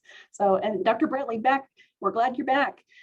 So Carrie, any thoughts on data and kind of like how you all are leveraging data? And then we'll go have Dr. Bradley also respond to how you all are using data to improve cardiovascular care. Sure. So I don't think there's enough time for me to talk about my level of data and measurement, but I'll try to be concise. Surprise. So, one of the things I think, as I was hearing Bob talk about new NCQA measures, the first thing I think of is, like he was saying, working with the EHR vendors and getting things built in that come with the system. I can tell you just about everything that we measure is because I have built it or someone else has requested that we build it to see it. And in many times we kind of use the mantra of, there's various measures kind of looking at the same things. So we build our own and then hope that when we publicly report it to, quality payment program, to our payer partners, whatnot, that that data is aligned with where their goals are, because it really kind of makes people crazy when they have 3 different blood pressure measures to try to keep up with. And that's why we kind of said, okay, JNC8, this makes sense to treat the patient, not the number per se. And, the alignment should go together. Now, one thing that Cassie was talking about was, the billable encounters. One thing that I have seen is how can our payer partners bill build in where things like pharmacist care, visits with clinical dietitians or CDEs or health educators might be billable, but there's not a patient cost share, because that makes it really challenging for the patient to want to engage, especially with these high deductible plans. They really don't want to, it's hard enough to get them in for a regular visit, but when you say there's something else, it makes it challenging. So in many cases, we've found ways around that to, it's the right thing to do for the patient, and found other ways to support salaries and resources for those. And then another thing I would say about data is it's really challenging, measurement wise, we can talk about a lot of stuff, but losing patients to follow up. How do we have systems in place to ensure that the patients are coming in regularly, that they aren't just coming in for those sick visits? Primary care, I spent some time with one of our primary care physicians last week, and the patient was there for a multitude of symptoms related to maybe, an insect bite, or was it the COVID vaccine, or was it her, chronic neurological problems that she has. And the visit took quite some time. And even during the visit, she's, my medications are expensive. I'm on all of this. What can I do? And so, the doctor spent a lot of time coaching her and ensuring that she understood the plan of care, as well as, here's some ideas. And even after the visit, I said, hey, you're on Humana Medicare. They have a mail order pharmacy, and you're on some very expensive medications. Maybe that'll help. He referred her to one of our pharmacists that actually is working with primary care. So, there's just so many things, and really getting that patient connected to follow up, and that they're there for chronic disease management as well as preventative care, not just the, oh my goodness, this is bothering me today, let me come in. Yeah, I would say you really highlight very well, Carrie, that it's really designing a whole patient-centered system of care that's ongoing, not just focused on the acute thing that might have brought them in for a visit, but making sure that it's that ongoing management. I love that. It's really great. Dr. Bradley, I want to turn back to you, because I know, you are so incredible that you read about CPT codes and figured it out. I love that you did that. So do you want to share a little bit about how you're using, data in your practice to improve care? And, again, you've got great scores, so you're doing something right. How have you organized that in your practice? Well, like I said earlier, I think the key was coming up with the CPT code sheet and picking out measures that were meaningful, not only to the insurance company, but to us and our patients.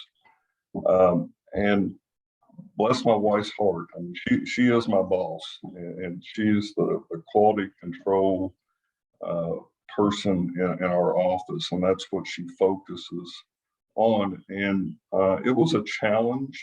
We're on a new EMR as of November, but prior to that, it was a lot of work on her. She'll be the first to admit, to try to track the data from different entities over time for several years, and she just did an outstanding job. But the whole office as well. I mean, we had a plan, we had a goal. We wanted to be consistent on gathering the data to make her job easier and to take better care of our patients. But this new EMR that we just started using, she was able to kind of take that information we've been gathering and help build the program that we're using now to track that data for her and for us and for the patients. So we're really excited about seeing how that unfolds over the course of this year. So I hope that answers your question. Yeah, that's great. I love it. I love it. And, because you're in a, smaller practice, sometimes it can be like you've got that team really working well together to accomplish your objectives around patient-centered care. I love how you've done that. So one other theme that came up in addition to kind of data and, thinking about Barbara and her story, was and then also Dr. Imruja, like what he was sharing with his patients and how hard it is, particularly for patients with social determinants of health, or also when we have health equity issues in the community, access, transportation, et cetera. So that just came up over and over again over this morning. And so I wonder if you all can talk about how you all are addressing social determinants of health, barriers to care for various populations, and that these are oftentimes things that are kind of outside, thought of as being outside of healthcare, but really impact overall health outcomes. And so maybe no particular order on this one, but any thoughts on how we tackle better in healthcare those social determinants of health?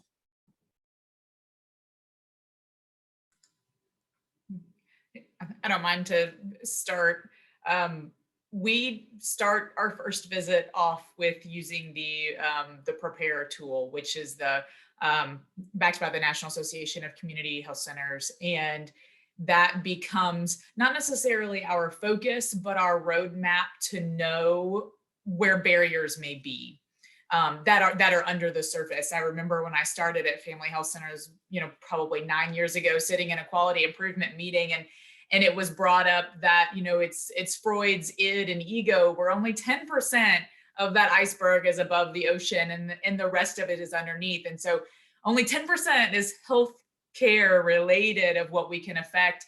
And all of the rest of that, I mean, this is probably before it, had the name, big name, social determinants of health, and well before people were focusing on that.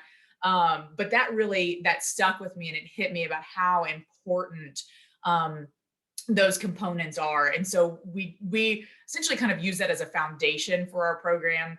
And some patients may not come out of a visit. We try and make a lifestyle goal every visit. And maybe it's just a modification of the one they were working on before, but sometimes we don't. Sometimes it is simply, let's address something on that's been positive on their Prepare tool, because we know that is preventing them from whatever it is, picking up their medications, being adherent. And so it may be something that we can help with internally through our social services department, or an internal referral, connecting them with our community health worker, or, just kind of giving them that to-do list. Some people don't know that, oh, I can call my specialist to figure out what those test results are. Yes, you can, and you should, that's your data.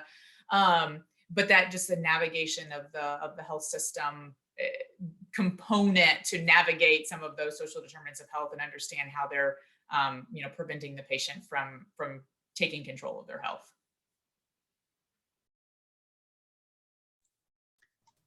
I would just, completely resonate that. I think assessment is really the first key. If you don't ask, you don't know. I worked with a provider, I guess it wasn't last year. I feel like last year kind of didn't exist, in terms of stuff that we were doing, but in 2019, and he wanted to focus on improving care for patients with diabetes. And it was really interesting because he didn't really know his numbers, even though the data was there. So, shared with him how to access, how to see that. And he really started crafting this plan to focus on things like social determinants of health. Can you purchase your medications? Do you have transportation? All the things that we're focused on. And then coordinating with his nurse navigator in his office to connect the patient to services, or even to social services. And I think the hard part is, especially in a larger health system, there's lots of people and there's lots of need. And, how do you, really help patients, help everyone? One thing that when I was talking to prepare for this with our cardiovascular team is they're doing a project with Medtronic. You know, most of the pacemaker defibrillators have the telephone telemetry, and you hold up a cell phone and it transmits. Well, patients don't always have cell phones. So they're trying a project where they're giving the patient just a phone that can actually do just that and only that. And really, they're having great success with it. So how can we engage the folks around that have resources, whether it be, you know, foundations or, you know, even drug or pharmaceutical device companies to help us help them, because they, you know, they love that kind of information. And how can we work with the insurers to ensure that their programs are being disseminated? Many of the insurers have programs and the patients have no idea.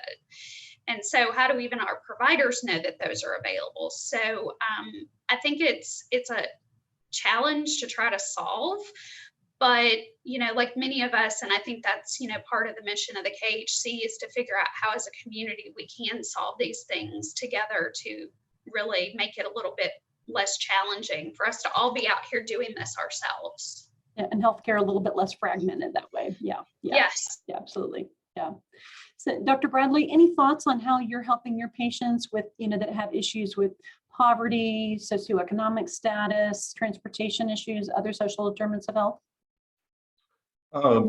Excuse me. So one of the big things I think that we try to focus on here is the cost of medications. I mean, we all know that the brand name drugs are quite a bit more expensive than the generic drugs. So we try to make sure that, you know, what we're prescribing they can afford, because if you can't pay $300, you're not going to take the diabetic medicine. So we really try to focus in on some of the generic drugs. You know, the mail order pharmacy is highly utilized. But one of the things that my wife helped start here in Owensboro, Davis County, 14 or 15 years ago was it's called DC CAP, and it's a program funded through the city and county, and it's through the health department. And if somebody is in a poverty level situation and they can't afford their insulin or whatnot, we will make a referral for them to the DC CAP program, and that program will help guide them through patient assistance, things that are offered through the drug companies at no cost to them.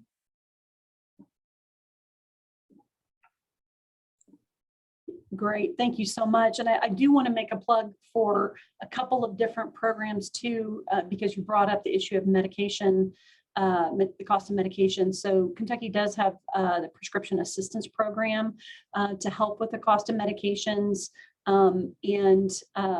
You know, of course, because we have Medicaid expansion here, there's getting folks enrolled. They may not even know that they're eligible for Medicaid. If they're a working adult, you know, they might not think that's only for people who, you know, don't have a job, but it's for, you know, folks of higher income ranges as well. And there's other types of insurance. And then I also just want to make a plug generally for the patient education materials that are available through the Kentucky Department for Public Health. They do a wonderful job of making both CDC resources and other resources available for patients. And so just really encourage you all to work with them as well as your local health department on resources around cardiovascular disease, because they really do have a lot of great stuff that is useful for clinical practices as well.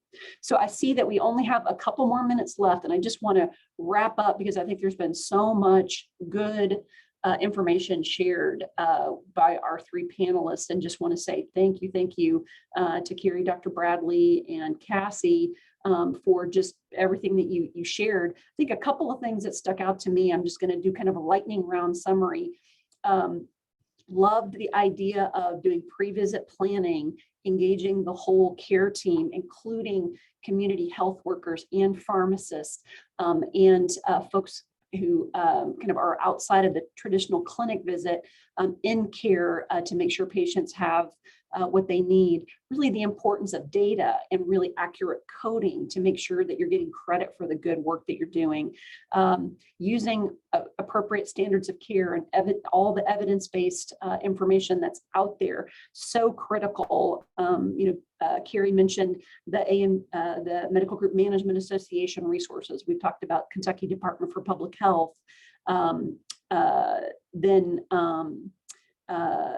The access to the Prepare tool, which fortunately, I really appreciate Stephanie putting that link in the chat if you want to get access to that tool and use it, whether itself or you're just learning from that. And then, and final, I just want to say as well, thinking about value-based care and how to leverage with your provider teams the fact that care, the way we are being paid for care is really, it's moving, it's changing, and being able to demonstrate quality across the continuum of care is and cost effectiveness is really, really critical, and that can be a key way to leverage conversations with your providers around improving cardiovascular care. So there's my lightning round wrap up, and we're at 10:10. So I'm going to say again, thank you to Carrie Rainier, Dr. Jeremy Bradley, and Dr. Cassie Hobbs. You all are wonderful. Thank you all for the opportunity to facilitate. I'll hand it back over to Stephanie. Thank you. Well, have a great day. Thank you so much. I appreciate all of our panelists. We met with all of our panelists recently, so this is the first time they've actually all been together because we met with them separately. And so it was really interesting to see that there were a lot of common themes between everyone. So next we are going to move on to kind of a reaction panel to a lot of the things that we've heard today. You might have heard us say before that the KHC is particularly useful in solving problems where multiple sectors can accomplish more together than alone. So when thinking about high quality cardiovascular care, that extends beyond the exam room in a provider's office. Of course, the patient interacts directly with the provider, but much more impacts the care that they receive than that alone. For our final agenda item, we've invited both a payer representative and an employer representative to reflect on today's program. Dr. Divya Cantor, Associate Medical Director for United Healthcare Medicaid in Kentucky, is a board-certified OBGYN with more than 2 decades of private practice experience from Louisville, Kentucky. She has been in the health plan industry for the past 8 years and has excellent knowledge in the Medicare, commercial, and Medicaid space. She has a passion for improving access to care, improving quality of care, and improving racial disparities, especially as it relates to women's health. And Dr. Greg Potts, Senior Medical Director for Papa John's International, is a board-certified family practitioner who joined Papa John's in-house clinic in 2014. Prior to that, Dr. Potts also was in private practice for 20 years, as well as the medical director for the Kentucky Derby Festival Marathon and Mini Marathon, team physician for the University of Louisville basketball and football teams, and team physician for Male High School in Louisville. So Dr. Potts also currently serves on the KHC Board of Directors. So thank you, Dr. Cantor and Dr. Potts, for joining us this morning. Thanks for having us. Yeah, thank you.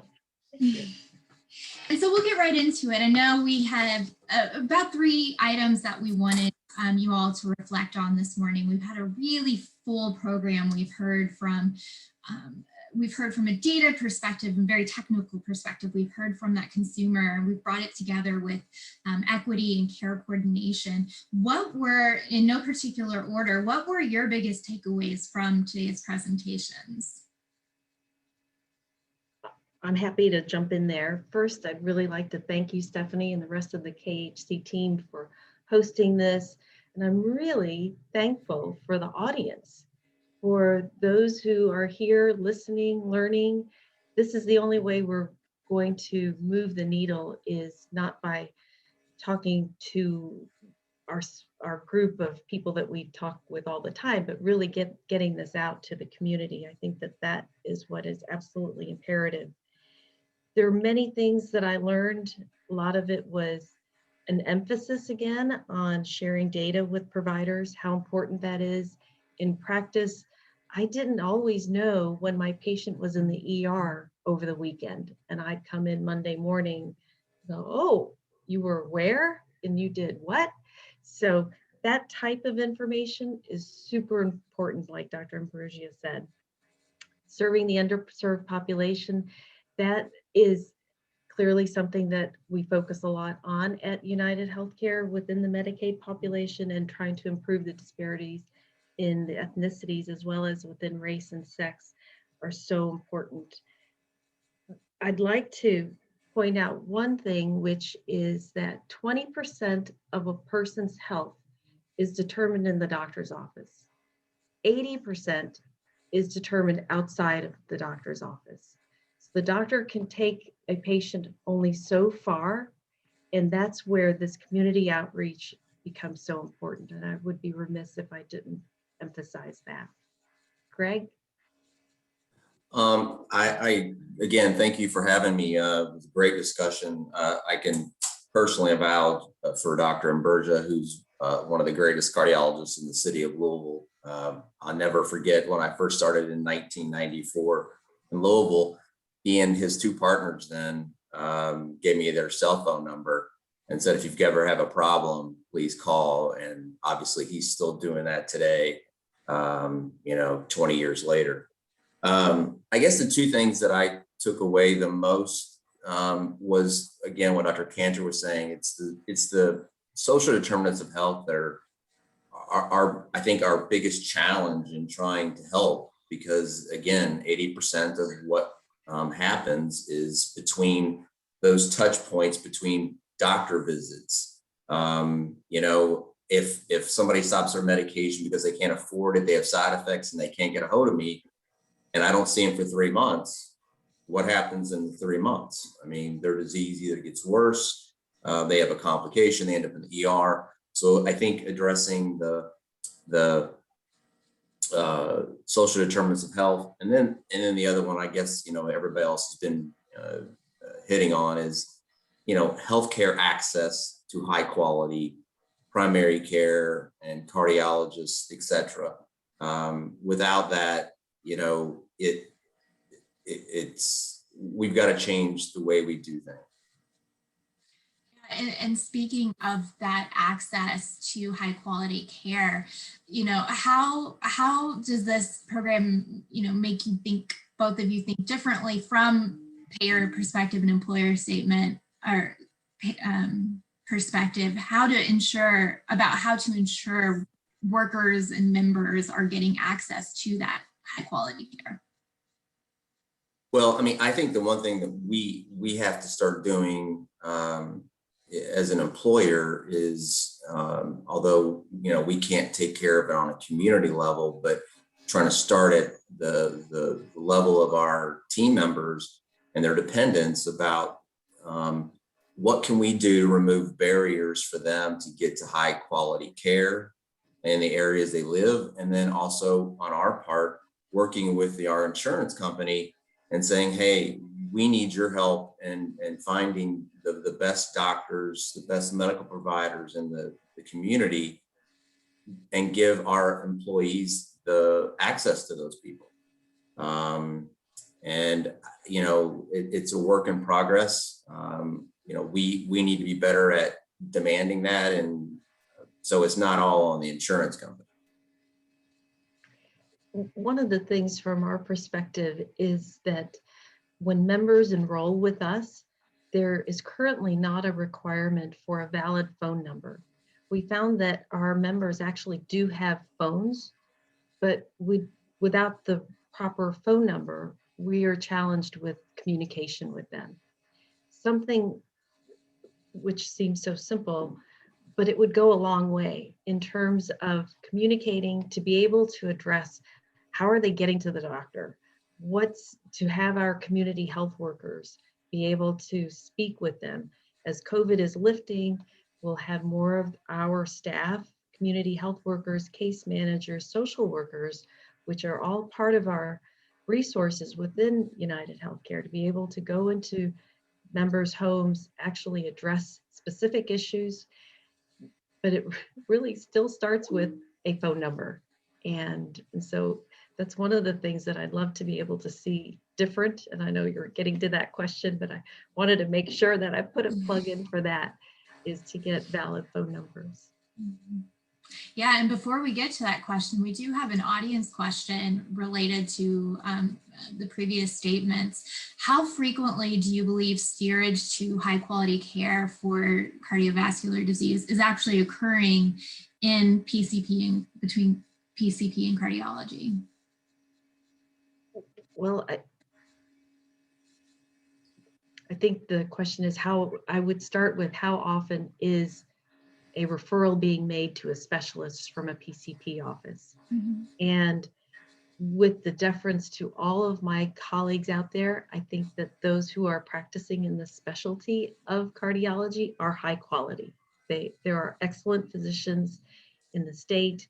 And so I think, how often are they just going?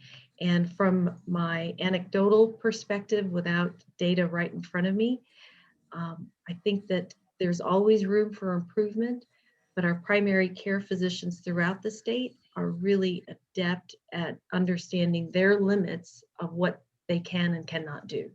So the referral is properly being made. Anything to add to that, Dr. Potts? No, I think that covered it. Okay, and one more question for you guys. In a perfect world, I know Divya, you started to go there a second ago with some simple solutions, but given, if you had a magic wand that you could just magic a solution to something, what would you like to see in the future as far as high quality cardiovascular care in the Commonwealth goes? What would that look like? One thing that I would like to see, it's more of a broader answer, Stephanie, is I'd like there to be greater skin in the game for patients. The value-based care certainly provides skin in the game for providers. How to be able to properly motivate patients to be able to be seen before the roof caves in. How to do that. And the wonderful video from Miss Barbara, she alluded to that. She spoke about when she went and why not before. So how do we capture patients before it's really at the end? Figuring that piece out, that would be a great magic wand trick, I think. I mean, I really only two things. One is, I think, again, like Dr. Cantor saying, is empowering patients, through education, et cetera. And then number two is, we got to quit paying for actions and pay for results. I'm a primary care physician, so I think it starts with, primary care and reinvestment in primary care in this country to get where we need to be. One other thing that I wrote in my notes too was to talk about nutrition in medical school, to teach nutrition. It's currently still not part of the curriculum, but for anybody who's been practicing, we all know that we are what we eat. And until we improve the education to our medical students and our future physicians as a whole community, as a whole society, I think that there's going to be enormous gaps. So we are what we eat. Well, thank you, Dr. Potts. Thank you, Dr. Cantor, for reflecting on today's program and joining us and sharing your perspectives. We really appreciate it. Thank you.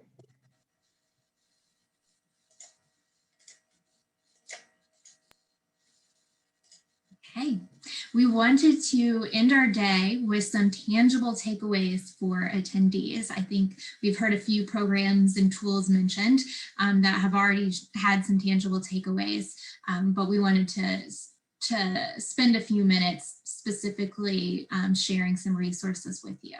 So I'm joined now for our final few minutes by the Kentucky Department for Public Health, who will share some programs available to improve diabetes, heart disease, and stroke outcomes.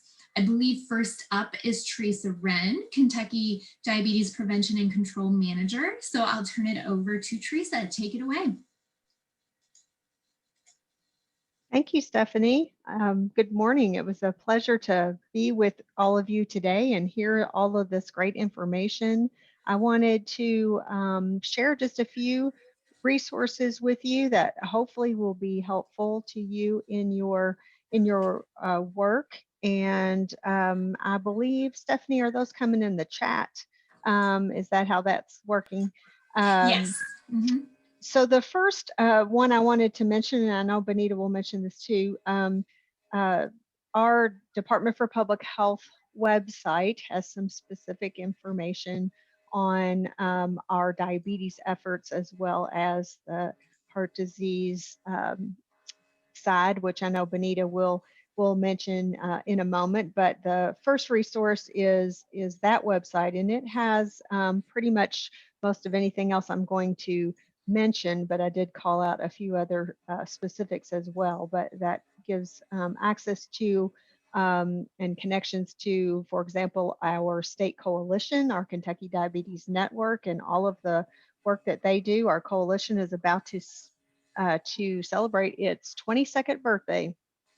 And it is a group of all kinds of partners who work and are interested in the area of diabetes, and would welcome any of you to participate with the Kentucky Diabetes Network.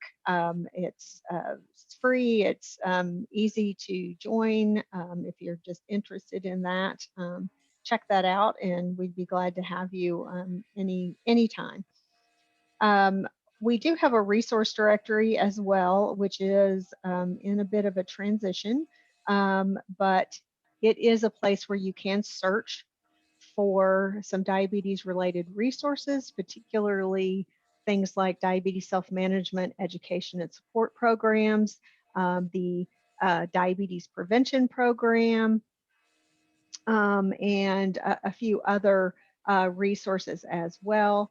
And so that is available for you. You can search by county, you can search by surrounding counties. There's a variety of ways that you can use that. And I forgot, sorry, I didn't turn on my camera, but I will. Hopefully that anybody that wants to can use that resource, whether you're a provider or a person with diabetes or pre-diabetes looking for resources. I didn't want to forget the issue of pre-diabetes. We've, I know, touched on diabetes a fair amount today, because certainly diabetes and cardiovascular disease are good friends.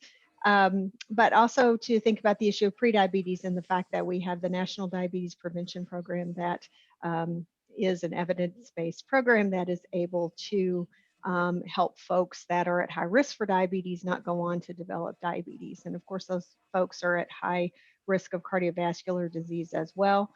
And also on the subject of prediabetes, the last one is just a website that if you provide services for folks in Eastern Kentucky, we have some project work that's going on with Apple Shop, which is a media company in Eastern Kentucky. They're in Whitesburg, and they do a lot of work with storytelling around different kinds of issues that are significant to people in Appalachia.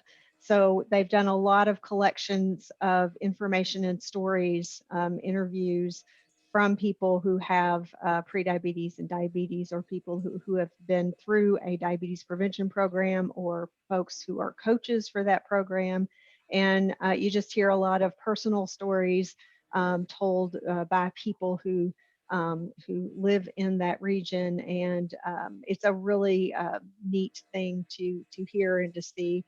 So I wanted to include that as well. So lots and lots of information there. I think I also may have put the CDC site for the National DPP as well. Lots and lots of things there, but we would be happy to work with you in any way or help you with any information that would be of assistance to you. And thank you for allowing me the opportunity to share with you for a minute today. Thanks. Thanks, Teresa. And Benita Bobo, Heart Disease and Stroke Prevention Manager, is going to join us to share some heart disease and stroke resources. Thank you. And thanks to everyone for joining us today. It's been a great day of learning and sharing, and I appreciate everyone being with us. I can't give a better example than what Dr. Hobbs did for the partnerships that we do within our program. The HTN Clinic is an SMBP, a self-measured blood pressure monitoring partnership that we have with Family Health Centers, Sullivan University, the University of Louisville, and Louisville Metro Public Health. So it's a great partnership. We try to customize our partnerships. We don't have a website specifically for our SMBP work. Stay tuned, that's coming. So we customize with each of our partners on what's going to work in their community. I heard the word empowerment a lot today, and that's the key to what our program is doing with our partners. We start with the Care Collaborative. That is a blood pressure awareness program. And when Barbara talked about listening, that's the key to the Care Collaborative, is listening to the patient, having them engaged in their care, setting goals, understanding what those numbers mean, and that they can be a part of their care, working with their provider on what that looks like. That red, yellow, and green is the key to that. You can find all of our resources on our website. I think that's going to be in the chat, as Teresa said. The other piece that I did want to share is the self-measured blood pressure monitoring action steps for clinicians. It's a Million Hearts action guide. It is what we utilize as our roadmap when we're looking at customization with our partners. So that'll be in the chat as well, but that's very specific to clinicians. And if you look at that and you see something that fits that you think you can do, please contact us, as well as looking on our website. And if there's anything that we can do to help, our phone number is there. I think Stephanie and Emily were going to make sure that there they are. Our email addresses are there. Please don't hesitate to contact us. This is the best way to reach us. We will follow up. And as I said, we're both very willing to work in any way possible to advance care in Kentucky. And again, thank you all so much for joining us today. And thank KHC for a great job and a great webinar. Thank you, Benita. Thank you, Teresa, for sharing these resources and for your support for this event. We value your feedback and ideas for future events. Please take a couple of minutes to let us know how we did and how we can improve. Again, you can access videos, slides, and informational material on the event page, also in the chat. And save the date for the next KHC Community Health Forum on September 14th. The topic is to be announced at a later date, but you can download a save the date at the link on the screen, which is also in the chat. And specifically to our KHC members, our members only Equity Learning Series has 2 remaining dates on June 22nd and June 30th. We look forward to seeing you there. A final huge thank you to the Kentucky Department for Public Health for supporting this event. And thank you for attending and learning. And hopefully you have found today valuable, this morning's program valuable. Have a great week, everyone.